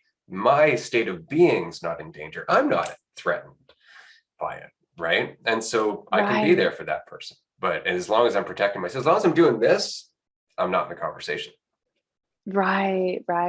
Oh, that's a powerful visual. Yeah, I totally resonate with that. Yeah, it's something I feel like this sort of way that this has come out for me, especially personally, but it's also applicable to other people too. Like my perception of other people is just asking why. Like when something comes up, like I'm super nervous for, a presentation or something, and it's like, why are you nervous? Because I want to do a good job. Why do you want to do a good job? Because I want people to have a positive perception of me. Why do you want people to have a positive perception of you? Because I want, more friends or something. And there comes a point along that line, like, why do you want more friends? I already have enough friends. I don't really need more friends. And there comes a point along that path where it's like, that one doesn't really make sense because you don't really care about that. You just kind of assume, because it's been your nature for so long. And maybe in the past you didn't have as many friends or something, like when you were younger, something like that. And that's sort of bubbling up. And you're so used to, over the years, it's kind of like the game of telephone, that there was a deeper reason further back, but it's not really applicable anymore, but it's still in that same situation, sort of bubbles up. So literally just asking why, and like kind of like little kids do, like, why is the sky blue? because, you know, the water's, or why is the water blue? Because the sky is blue, or stuff like that. And it's like, why? And it's like, gets really annoying eventually. And then eventually parents are just like, oh, it's just the way it is. And that kind of ends it for the most part. And people in society do that quite a bit too, to not have to continue questioning things. But yeah, I found that to be a sort of similar type of practice of just kind of getting to the deeper roots of that, to eventually the point, like, I why myself to death. And then it's like or why my fear to death. And it's like, there's a part that doesn't make as much sense. And then it's like, oh, Right. so there isn't really as much to worry about. And also, like, the other side of that is with nerves or something like that. It's like being able to sit and just recognize that, kind of like Ray was saying, just see it and be like, I don't have to get rid of this. I can just Yeah. see it. I can feel it. I can be nervous and still do a good job. There's nothing saying that they have to be mutually exclusive. That was the main key for me. Like 4 years ago, when I recognized that, all of a sudden it wasn't about getting rid of the nerves, because I used to get very, very nervous, and I would always try and suppress them. And, you know, that whole idea, what you resist persists. So it would never go away. It would only get worse. Yeah. And then as soon as I started accepting it, being like, I'm nervous right now, I'm worried, whatever, and that's okay. And then all of a sudden it's like, it just kind of like settles into the reality of the moment. So between those two things, they've definitely helped me a lot with that. Oh man, that was a gift I would love to give everyone, the ability and the sort of willingness to sit with what we're feeling long enough to realize it doesn't have the power that we think it does, that we've assigned to it. Yeah, that's such a beautiful lesson. A hard one. I mean, it's man, it takes a lot of years of unpacking, you know, that belief that, like, if I feel this way, it means this, or this will happen as a result of that, or whatever else we have tied up in that. But to be able to sit with that long enough to see, like, oh, if I just sit here and recognize it and give it the space to be for 90 seconds, it'll dissipate. Yeah. Or maybe it'll persist, and then I just still do the thing, and then I'm like, oh, I felt that, and I still was able to go forward with the job interview, with the speaking engagement, or whatever it was. So that's yeah, I think about that a lot on this journey. Like, there are certain things I come across like, I'm like, oh, I wish I could give that to everyone. Like, I wish I could just like plug that in to the updated iOS. Yeah, I hear you. And it's funny though, because if I could go back and talk to my teenage self wouldn't have listened to me. And that's the stark reality, because I wasn't in a mindset to see the benefit of what I was saying. And I know when I transitioned into life coaching, which I stepped away from for a while, I'm doing it here and there now. It was very much just about getting people to a point where they recognize the benefit of questioning themselves, or they recognize the benefit of not immediately believing their emotional state of mind, or their knee-jerk perception of things, just to question it and then go out in the world. Because as soon as they do, like, I used to try and cheer people up in a life coaching session, which is a terrible thing to do. Don't do that, right? Just allow them to cheer themselves up, right? Allow them to lift that weight off, because that's what cheers them up. It's not you being pleasant. It's you helping them realize that the weight they're carrying doesn't have to be there. And that was it. It's just like, okay, let's get you to a point where you can take that weight off and see what it feels like. And then that did the work. It's just the feeling. It's the exposure to that other way of living. As soon as they feel that, it's like, I want more of that. But you can't like lead them to it. They have to feel it first. Yeah. Oh, no, you're absolutely right. I was just talking to a friend, in fact, who recently did immersion therapy. She had a severe fear that she's dealt with for most of her life. And she finally sought out a specialist and did immersion therapy. And she let me ask her about it, because I was like, I've never, aside from whatever that show was where they used to do that to people, a reality show. Do you remember that, where they would like submerge you in a tank of tarantulas just to like help you get over it? That's what it's called. Okay, yeah. What a weird. Humans are so weird. The entertainment we come up with.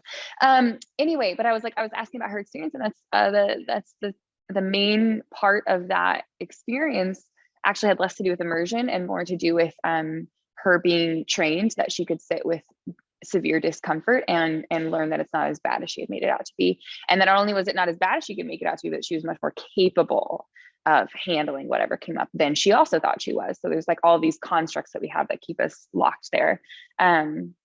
Yeah, I think that's so beautiful. And honestly, that's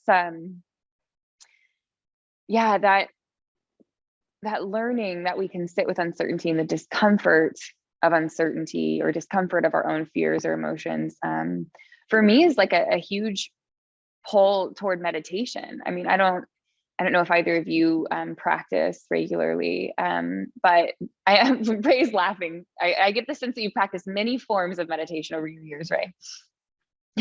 That's one way to put it for sure. Well, now I'm curious about all of that too, but I don't know about you both, but I don't know. Meditation is so often pitched as something that's like good for activating your parasympathetic nervous system, and it's going to help you lower stress, and it's going to help lower your blood pressure. It has all of these sort of like medical, like, okay, Americans, like, here's why you should meditate. And none of those were ever appealing to me, but the few times that I would meditate early on, there was just something interesting about it. And I remember being like, this is so boring. And yet some part of me is like, let's go back though and do that again. And I think one experience that I finally realized it was so beneficial for is exactly what you're just addressing, Ray, about like really teaching ourselves that we are capable of sitting with discomfort, or far more capable than we realize that we are. And I mean, one really easy way to teach yourself that is sitting in boredom. Like sitting in meditation, being bored is like uncomfortable. It's a minor discomfort, but it is uncomfortable. And then you realize like, oh, that's not that bad. And then once you make it through the boredom, like other things come up and you're like, oh, I guess I can sit through that too. So I'm really grateful to meditation for serving as a really simple, accessible, in a way, easy, in another way, terrifyingly challenging, opportunity to practice that. And beyond that, just to explore consciousness. Like there's so much there when you get quiet. That's so fascinating. But yeah, again, another gift I wish I could give everyone, just the realization that like, oh, this discomfort that I want to run from, whatever that looks like, is actually not what I've made it up to be, not what I've created it as. Yeah. I feel like when there's, when you get to a point where you're comfortable in discomfort, it's like, is there still discomfort then if you're comfortable in it? And it's like, we could probably argue that, but it's similar to if you're not afraid of being afraid, if you're not afraid of all those feelings that you've always been so afraid of happening, it's like, is there anything to worry about then? If you've sat in those feelings that you've always been so afraid of, and Right. realize and sort of like come out the other side and recognize that you're totally fine, you're still alive, you're still breathing, all of a sudden there's less of that getting worried about feeling worried or getting nervous about feeling nervous. Because if you get nervous about feeling nervous, then you get nervous about feeling nervous about getting nervous about feeling nervous, and it's like this endless cycle until you recognize that it's okay to be nervous or it's okay to be uncomfortable. And then all of a sudden there isn't that fear sort of leading up to it, and there is an Right. acceptance for whenever it arises, because those feelings, that was the thing too, is like a big thing for me was I was always growing up like pretty quiet, and especially in high school, just like had a pretty big fear of like public speaking and just putting myself out there. And I always thought, and now it's like not something I worry about, but I always thought that all the people who were really good public speakers or whatever, like they never got nervous. It was like my thinking was, oh, I just have to never get nervous and then I'll be fine. Like if I just get to a point, I read enough books, watch enough videos, and I'm not nervous leading up to it, then I'll be good. Then I'll be great. And it wasn't that. I recognized over the last 5-6 years, it was okay. It was always, the whole time that I was so afraid of it, like there was nothing wrong with that. It was just the doing of it that was going to get me to it. It was feeling that and doing it anyway, not avoiding it and trying to overcome that initial feeling. It was like, no, feel afraid and then go do it and be like, oh, wow, it's never, ever in my entire life been nearly as bad as I thought it was going to be. And then eventually, you do it so many times that fear leading up to it just like gets a little smaller and a little smaller. And, I still, for certain, whatever thing coming up, sometimes get some nerves, and it's an immediate, just like, I'm a little nervous right now, and that's okay. Sometimes I'm grateful when I'm a little bit nervous as opposed to not nervous at all, because it gives me sort of like some energy for it. And some, it's almost like an excitement, even though I'm kind of portraying it as nerves. It's like I'm kind of happy that they're there, because it's like, all right, this is something that's going on here that's making me a little uncomfortable. That means there's opportunity to learn and get better at something that I'm still uncomfortable with. There's a good quote from Bruce Lee: don't pray for an easy life, pray for the strength to deal with a hard one. And it's words to live by, right? Because if you're always expecting things to live up to your expectations, you're always going to be in frustration. You're always going to be in conflict, right? Whereas if you have the ability to roll and align and adapt, then you can make the most out of pretty much any situation. But what I found really interesting was you were talking about meditation, about how when we sit and we're still, that discomfort comes up, and there's a benefit to sitting through that discomfort. And I would say that that is actually what we're always dealing with, because we're talking about when people react, when they defend themselves in a knee-jerk fashion to protect their identity and all of that. Well, what are they doing? They're avoiding the uncertainty of the stillness that would have come before that reaction. They could have sat, waited, created an entirely new reaction, but the uncertainty of that stillness made them reach for a previous one, made them reach for something they've used before. So it's always the same stillness that makes us uncomfortable, whether we're meditating or going to work. For sure. I feel like I completely agree with what you're saying. And I think, again, not to put everyone on blast and really push meditation on anyone, but I feel like that's exactly it. You start to get comfortable with that stillness and recognizing, oh, if I can do this here, I could do this anywhere in life. It's like, and then the practice becomes mobile. It's just wherever you are, there you are, right? You're practicing sort of as you go. Yeah, I love that. I think you're totally right. And if we can just learn that stillness isn't as terrifying as we make it out to be, you can hold on, as they say in Buddhism, like extend the gap so that you don't get hooked by that classic reaction, or that reaction that you have built in all of the time. And then beyond that, kind of circling back to what you were just saying, Andrew, too, I feel like what you're describing here is such an interesting perspective shift on how we view our experiences and the emotions that scare us at times. Like if we can look at, in your case, okay, nerves or something that used to terrify me, I need to get over them. Like I need to not have this nervousness. Then there's this sort of that what you were saying about resisting, what we resist, we persist. I feel like I've already quoted Pema Chodron once, but another quote from her is coming to mind, so why not? I love what she says about this. She says that to stay with that shakiness, to stay with that discomfort, like is the spiritual path. There's not getting out of it. It's recognizing, can I switch this and realize that anywhere that I feel stuck, anywhere that I feel afraid, anywhere that I feel like clinging to this reaction isn't something to actually be afraid of. What if I shifted my perspective and saw, if I'm seeing that I'm stuck here, if I'm seeing that I'm having this specific reaction that I always have to this experience, that is a portal to unburdening myself a little bit more, to recognizing like, whoa, I'm really clinging to how I view that emotion. Or I'm really clinging to how I think that this experience is going to happen. The problem isn't the experience. The problem isn't my nerves. The problem isn't any of this. The problem is how I'm choosing to relate to that. And what if I could just flip the script and say like, here's a portal to me unburdening myself a little bit more from that clinging. Then all of a sudden that rigidity comes up, that anxiety, the nerves, whatever. And you're like, I'm in it. Like, this is it. This is what it's about, is like sitting with this. And that shifts what was terrifying into something that's like really beautiful and like such a lovely opportunity. And that shift alone, which took me admittedly a very long time to adopt. But that shift alone is, I feel, so powerful for shifting our own experience and the way that we relate to ourselves, to the world, to others. Well, they're not really others, as previously discussed ad nauseum, but that for another time. Yeah, it's just so powerful. And circling back to what you had said earlier, Ray, like we're talking about what these ripples,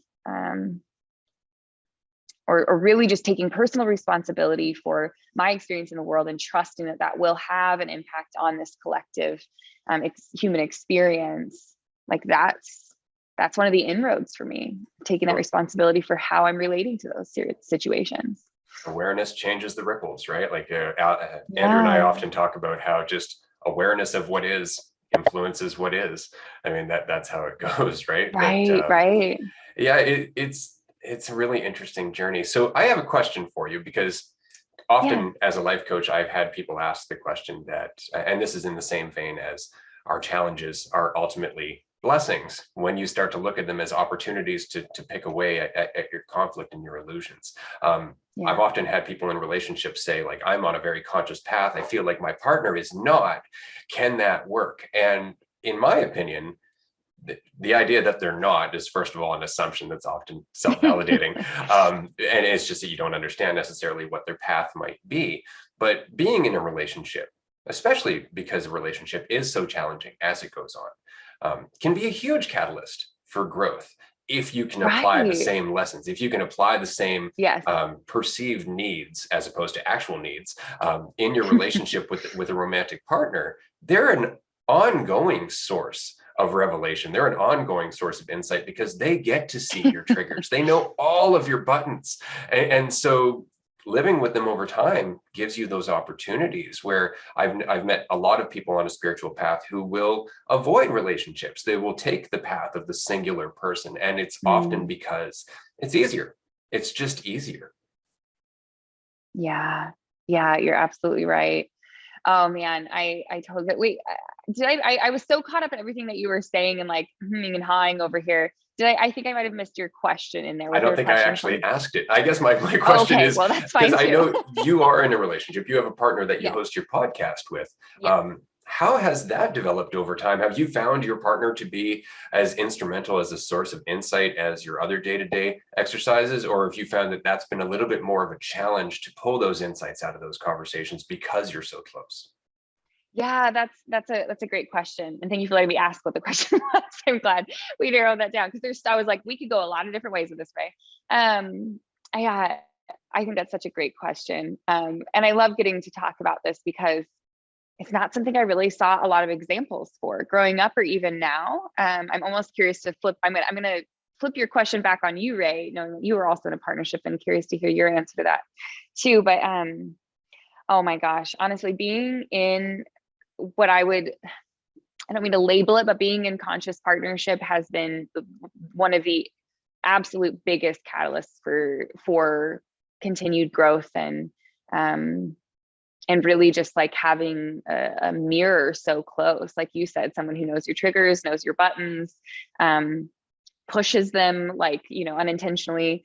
Yeah. So for me, I really thought that I had healed a lot. I have a lot of religious and a lot of romantic relational trauma that I've had to work through and sort of like chip away at. Speaking of like these identities we build and these preconceived notions that we have around how we relate to other people, romantically or otherwise. I had a lot of healing work to do there. Yeah, just a lot of trauma to work through. But I thought I had healed. I thought I had really sifted through a lot of that on my own, and I had. But it's just so different to your point. Like if any of us were to continue on a sort of single path, I think someone feels called to that or like feels like that's what they want. So be it, to each their own. I just definitely would not have gone as deep and shed as many layers and learned new ways of relating if I had not been in partnership. And definitely, I feel really grateful for it and see it as, again, just one of the biggest catalysts in my own process, in my own journey through all of not only the healing, but even just,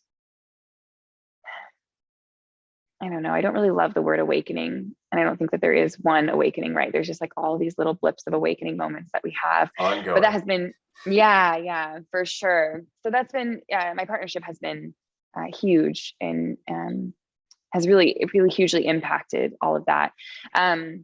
Yeah, so early in relationship, found a lot of those triggers very deep that where I couldn't even find them. And you let someone else in that close, like I would have gone forever if I had not been in partnership and just like not even known that they were there. You let someone in close, they find them. I had a lot of relational wounds, like I said, and so immediately led to a lot of my own healing. And I'm really grateful. My partner has a lot of patience and a lot of grace and gentleness and understanding for the human experience. So when I was like being triggered and having anxiety attacks, like we just started dating, it's supposed to be this like lovely early dating phase, and I'm like being triggered once a month and like having anxiety attacks that were really, it just left me so wrung out. And I'm really grateful. He had a lot of, like I said, patience and gentleness to not just be frustrated with that or like, why is this happening? But to be like, okay, let's look at this with some curiosity, like what's going on here.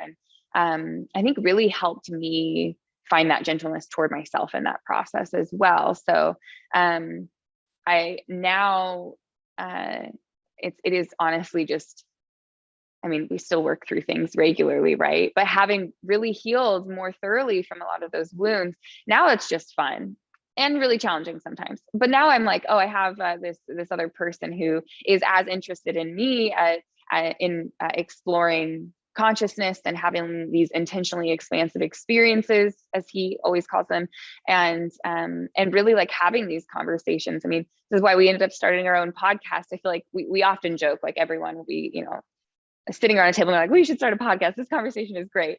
But we were just sitting around the table all of the time, having these conversations and really like recognizing we didn't have a lot of examples of, again, what I would call maybe conscious partnership, or people who are having these conversations and digging in and thinking, I want to relate better than I saw. I love my parents. I would like to relate better than them. I think they would even want that for me. You know, I would like to relate better in partnership and in friendship and in all these other relationships better than the examples that I see around me. Like, how do we translate all of this inner work that we're doing to unburden ourselves from these illusions that we create about our own identities, about other people's identities, about that separateness?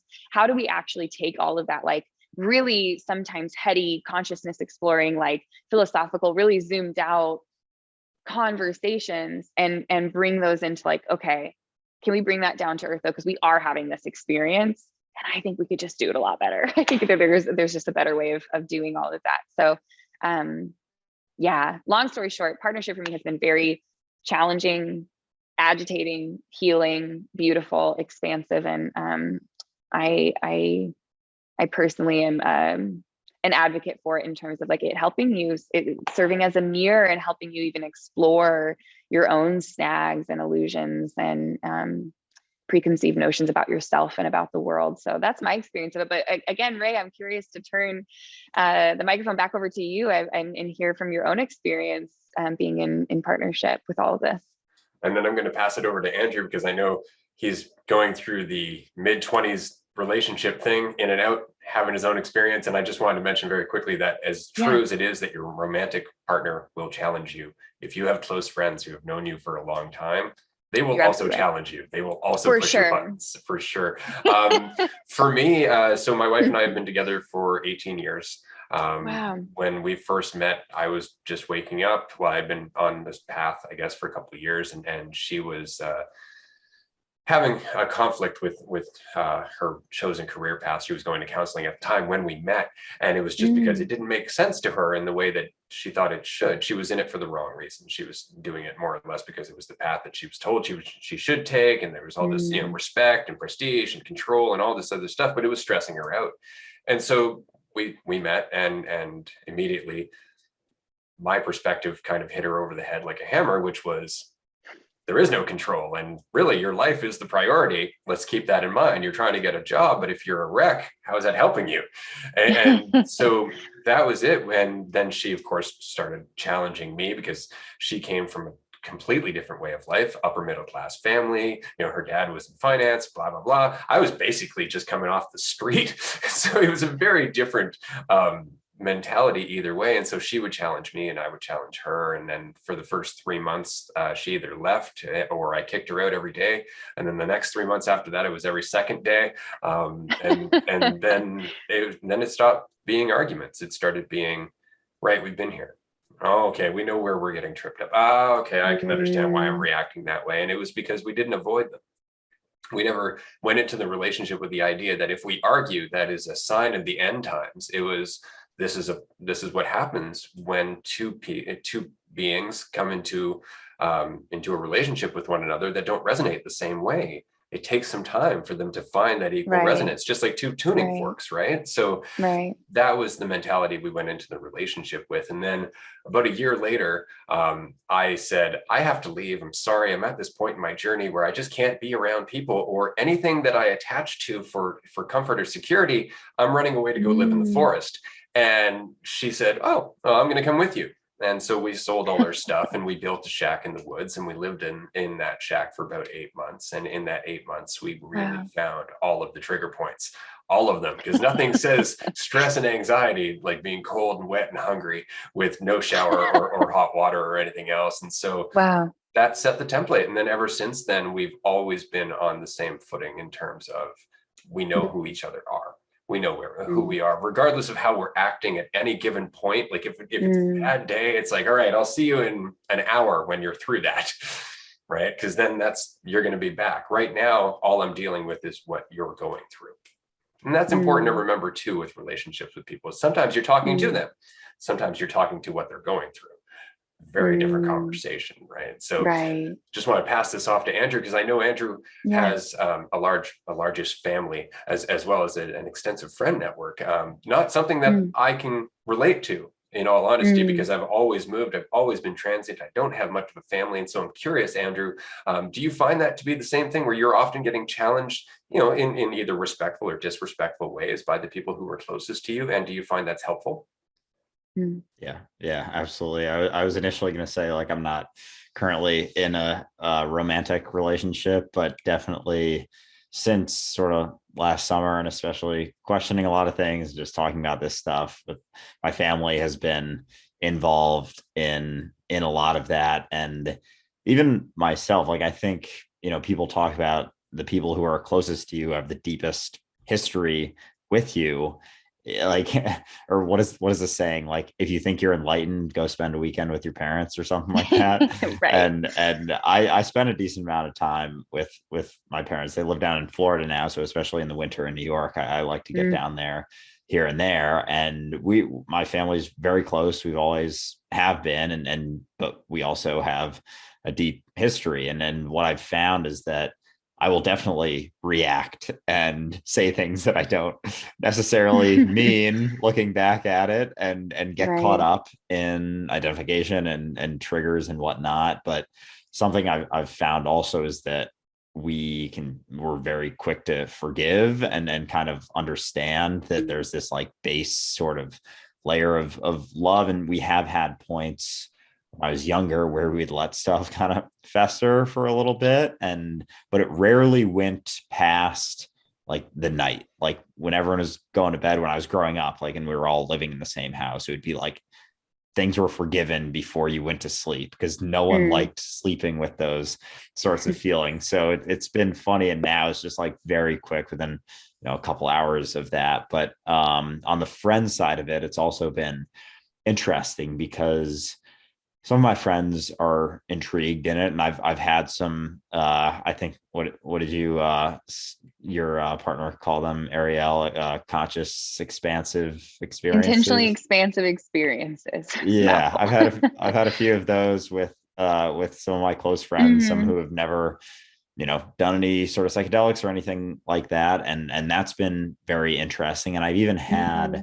One of my best friends, I've had conversations with him. This was like back in August. So like I kind of started to realize and talk about this stuff more back in July of 2021. And I was, explaining to him, like, you are not this name that you have identified with. And it was a night out, like we were visiting some friends in Philadelphia, and it was like, I don't know, midnight probably. And we were on our way to the bars, and he was just like very gung-ho in his thing. And I was, I had a couple of beers and was ready to like just talk about it for hours. And so that was fun and didn't really get through to him. And then actually we took some mushrooms together and back in this past winter, and it was like an awesome time, and we had a great conversation. And he slowly but surely has sort of been able to recognize some of the things that I was talking about and be able to apply it to his life. And we talk about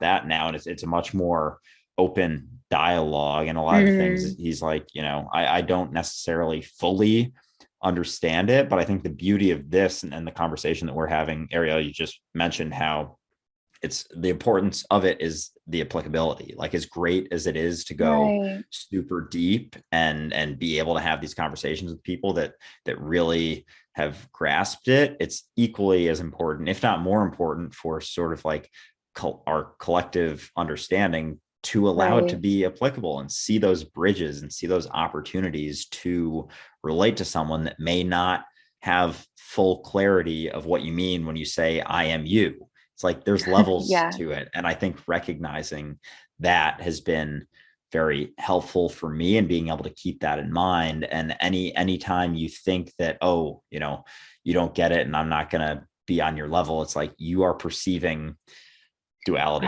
there. Right. You are perceiving some separation if you are not able to recognize that there are levels to this conversation. So that's helped as well. But it's been Mm. interesting, especially with close friends and family. But it's been fun too, because I don't think you could ask probably anyone from my high school if they, you were to say that Andrew would like be on social media and have followers on stuff, like I'd probably be one of the last person they would have thought, because I was extremely quiet and extremely reserved in high school. But it's fun now because I'll have people reach out to me, and people, maybe I wasn't super close to them in high school, but now I'll get DMs from them asking questions about the situation they're Yeah. going through. And so it's fun to, I don't know, in a sort of full circle sort of way, see that. But it's just, I don't know, I love having conversations. So I've gotten better about not necessarily pushing it or pushing my viewpoint and sort of seeking some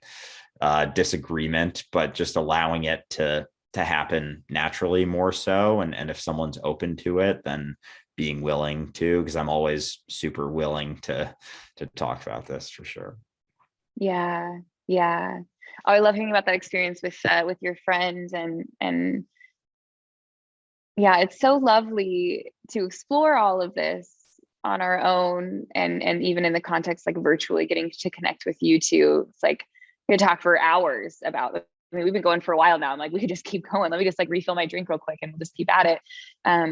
But it's so different when the people that are in your life, you get to go there with, and in some ways like bring all of this down to earth. Not that it's not on earth. I of course mean it as a metaphor in terms of like, okay, like, yeah, the practical element of it, like, okay, what would this look like to live this way, and to have the people that we share immediate air with be in that conversation with themselves and with us as well, to further that sense of unity by being able to go there together. So that's really beautiful. I'm glad that you're able to experience and explore that with your friends too. I feel that, and it's fun to, I don't know. It took me a while to find among my friends, like not everyone was like, they were like, what are you talking about? And then you find people who are like ready, and you're like, okay, cool, like we can go there. But it's kind of interesting to navigate, especially early on in that path when you're like, but I'm so excited, like just look at it this way. Anyway, yeah. Yeah. So I love hearing about your experience there. And it's good to have a certain degree of, I guess, patience. So for me, because I came Totally. just straight out of hell, and in this isolated mentality, I went right off the deep end. As soon as I discovered freedom, it was like, sweet, I'm not going to waste any time. I'm going to start flying with this. And so I started introducing myself to people as God, just to start the conversation, just to just to get into it. It's like, hi, how you doing? I'm God. And Wait, that would was, you really do that? Is that yes, real? Oh my gosh, yes, that's so awesome. I feel like for I've met years. people like you earlier in my life, and when I didn't understand it, and I was like, why is that person? I love that. That's fantastic. But Okay, it sorry, ruffles a keep lot going of though. feathers, right? It Yeah. ruffles a lot of feathers. And as I started to realize that it was less about telling anybody anything and more about recognizing it myself, which is why I ultimately left YouTube at one point, those conversations got easier. It wasn't necessarily, Right. hi, I'm God, but hi, I'm not anything you think I am. And we go from there. And so the conversation started to change. And I found that, again, my own peace changed how I brought that across to people. And I find Yeah. that talking to Andrew, since we started this podcast in September, I think the first time we talked was in August, his way of communicating has changed. Sorry, Andrew, that's just something I've noticed over the time that we've been talking to one another. And it's because he embodies more of a state of peace. in everything he does. And there's more of fluidity to it in general. And so the reason I'm asking this, because I want to return back to our previous conversation about meditation shortly before we end this podcast episode, because you teach meditation. Now, meditation is something that I have taught before. I've helped people learn how to meditate, but I've always avoided certain styles of meditation because I often felt that it was attaching to another narrative. It was attaching to another creation in the mind. So I'm very curious as to what style of meditation you recommend, or what style of meditation you practice for yourself. And is that something that you can do on the fly, say taking a city bus when you're frustrated, or at work, or something along those lines? Yeah. That's a great question. I think overall too, I'm loving this common thread throughout this conversation of sort of holding things with open hands really lightly, whether that's like conversations we want to have with our friends, and like not like jumping on them, like you said, not just flying with the freedom and being like, let's just run into everyone with this, or constructions of our own conceptions of ourselves, or I mean, really everything, right? And I feel like meditation is similar. There are a lot of types of meditation. Even for me, like part of my own deconstruction around Christianity, I was so ready to shed any semblance of ritual and any semblance of like dogmatic practices. And the more I've come, as you just addressed, like the more I've come to my own peace with even that faith system and everything else, and a lot of other things, right? All of a sudden I'm like, oh, wait, ritual is actually really beautiful when held lightly, when you're not putting everything on it, and recognizing this is a symbol. I'm signaling to myself something by doing this. So I think when it comes to meditation, whatever method or whatever approach you're taking, whatever type of practice you're doing, holding it lightly is so important to not get caught in that, at least in my own experience, for sure. I practice a few different styles of meditation. I mostly studied within the lineage of Tibetan Buddhism. And so a lot of the meditation is focused on really intentionally focusing the attention of the mind on an object. So that object could be your breath. That's obviously a very common one. The attention could be on a visualization. The object of your attention could be on something more broad. So right now, my favorite application of that, my favorite type of meditation is generally called open awareness within the Tibetan Buddhist lineage. So practically what that looks like, is I'll close my eyes, do the whole thing. I'll sort of almost scan the space around me and observe, like imagine the space that's in front of me, between where I'm sitting and the wall in front of me, between where I'm sitting and the wall next to me, and like observing as I go about that process, the sounds that are in that space. And then, and I think that you two might both appreciate this, there's a sense of expansiveness, of expanding sort of your conscious awareness to that space. All of a sudden, my thoughts aren't in my head, they're not in my being. I can see my thoughts as taking place in this greater space around me. And I find that practice to be so both liberating and very interesting. If I can all of a sudden expand my perception of my own consciousness to be, I live in a massive studio, so like in this big studio space, it's a lot bigger than my brain. Like on a very practical level, I'm like, this is a different size than we're normally in, like of space. And that kind of exploration I find to be really interesting. And just allowing my thoughts to be recognized as another thing that's in that space, not something that I need to attach to or identify with too much. So that's my current favorite type of meditation, just because I really enjoy that expansive state, and it really has helped me further detach from, like, I still get lost in thought, and then I'm like, oh yeah, and then I imagine that thought kind of in the space around me, and then it's like, oh, it's not as important as I thought it was. It's just like another floating object in a way. So I think that helps with that gap that we were talking about, extending between a stimulus and that knee-jerk reaction. By seeing that expansiveness of my awareness, I can kind of like let things float and then choose whether I'm engaging with them or not. And some days that's easier than others. Some days I just sit there and like I'm just distracted the whole entire time. That's allowed too. That's like part of it. It's like, okay, what's my mind like today? It's really busy. That's what's going on in my mind. There's a quote from a book called Lazy Man's Guide to Enlightenment. I've shared this before, but if you find yourself being resistant, don't resist your resistance. Yeah, and then chew on that for a while. That'll really expand you a little bit. Absolutely.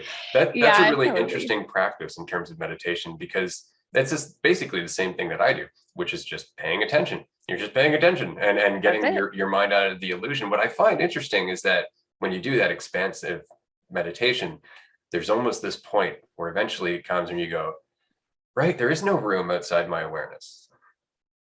Everything's me. And so suddenly there's no internal, external, and meditation becomes, well, kind of trippy in general. Absolutely. Because, now you're going down the paradoxical road. So that's great. I'm really glad that you shared that with us, because I know a lot of people have been asking about meditation, different meditation practices. And I think that what you just identified there is that it's not necessarily about the practice so much as the intention and the clarity that goes behind it.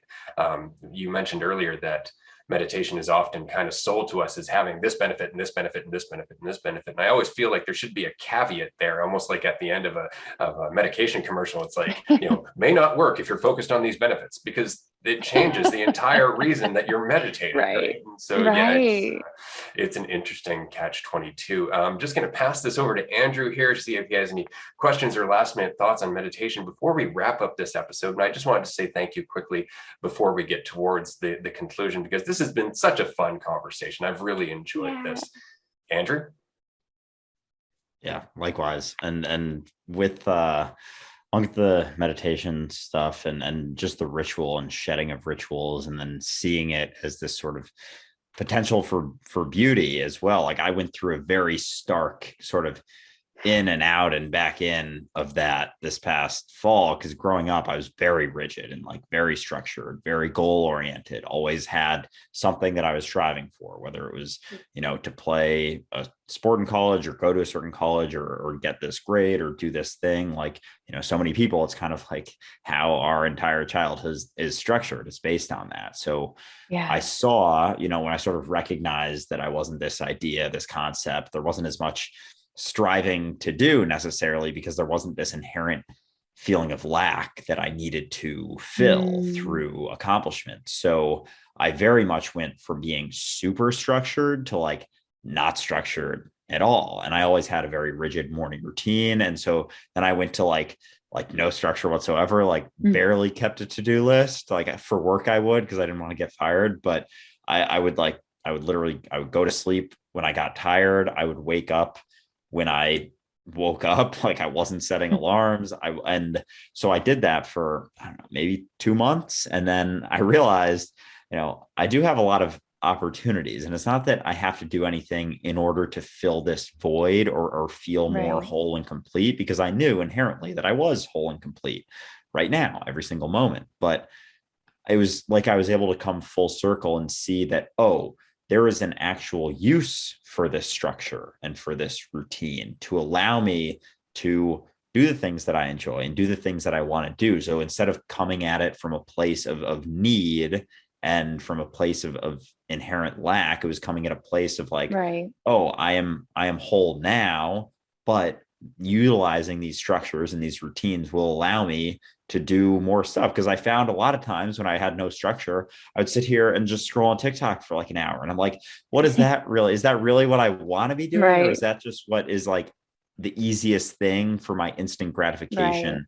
in the moment? So being able to then sort of reincorporate structure, now there's so much more awareness and sort of intent behind the structure, as opposed to just doing it because I always had, and I had this sort of need to accomplish those things in order to feel better about myself. It was being able to utilize it with more intention. So I definitely resonated with that. And then for meditation, for me, like I did do a very rigid, along with the morning routine for about 3 years, like meditating every single day, sitting down with my eyes closed. And I don't do that anymore, but it's not to say that I don't meditate. It's almost just like the line between those 10, 20 minutes I would set aside and the rest of my Yeah. day just got kind of blurred.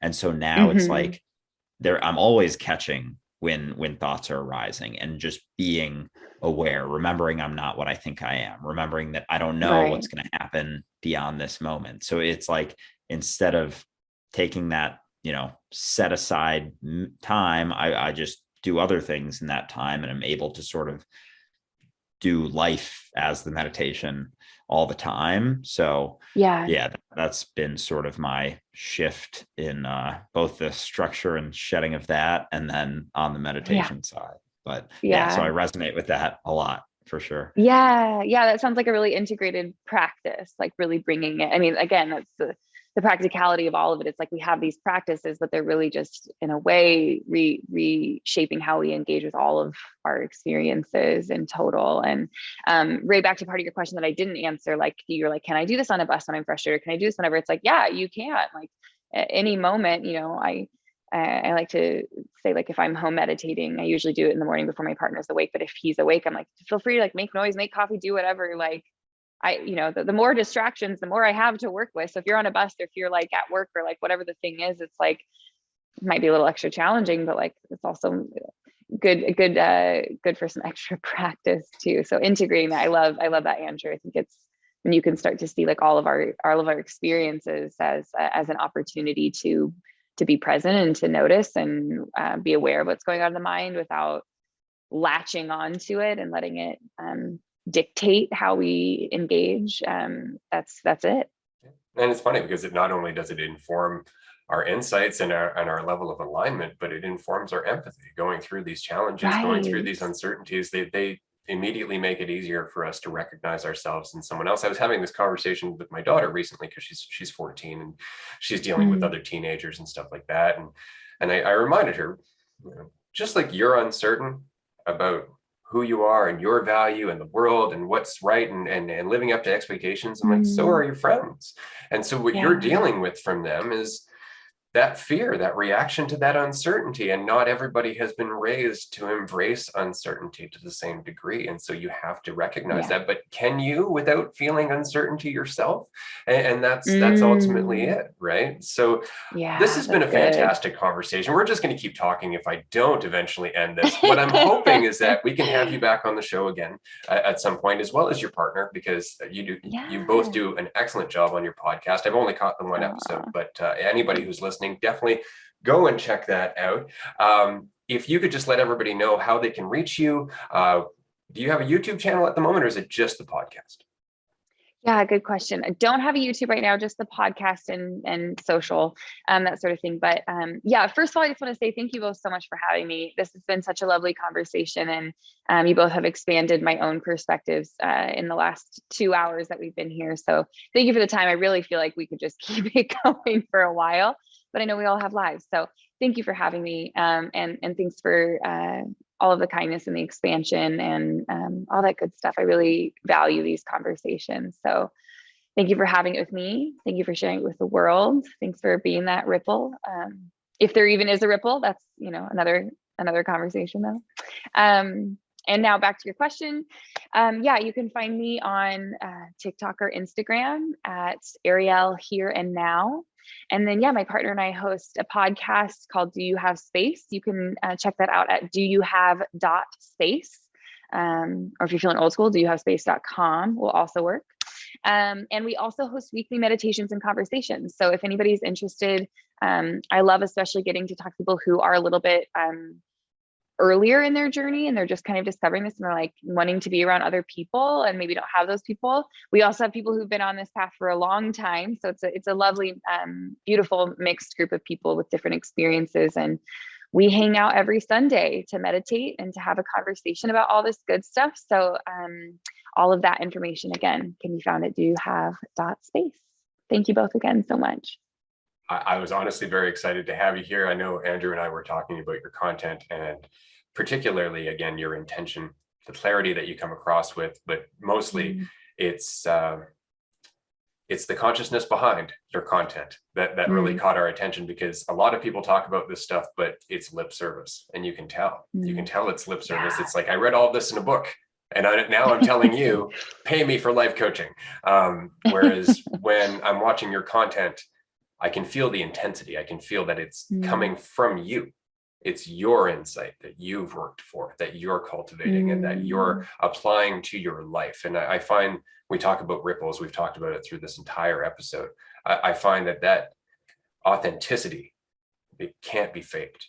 You can tell when somebody is actually seeing more and more of how they are one with everything, as opposed to just following the belief that they are one with everything. And so from my perspective, I just wanted to say thank you for joining us for this episode. I've been looking forward to it for like 3 weeks. Yeah, thank you for reflecting that back, Ray. That is so lovely to hear reflected back. So thank you for seeing that and for saying. And thank you for, I could thank you for all the same. And if I don't stop, I'm going to keep thanking you over and over. So I'm just going to rein it in. Yeah, no, likewise, just to echo Ray, it exceeded any expectations I may have had coming into this conversation. I've resonated with a lot of your videos for sure. And it's been very fun to have a more expanded conversation and to be able to touch on all of these things. So yeah, thank you again for joining us. And I hope that we can have another conversation very soon. I'd love that. Excellent. And that is it for this week. So for everybody listening, definitely do contact us on social media if you have any questions for the upcoming Q&A episode that will be happening, I believe, episode 13 or 14. And we will see you next week. Thank you for joining us. Bye, everyone.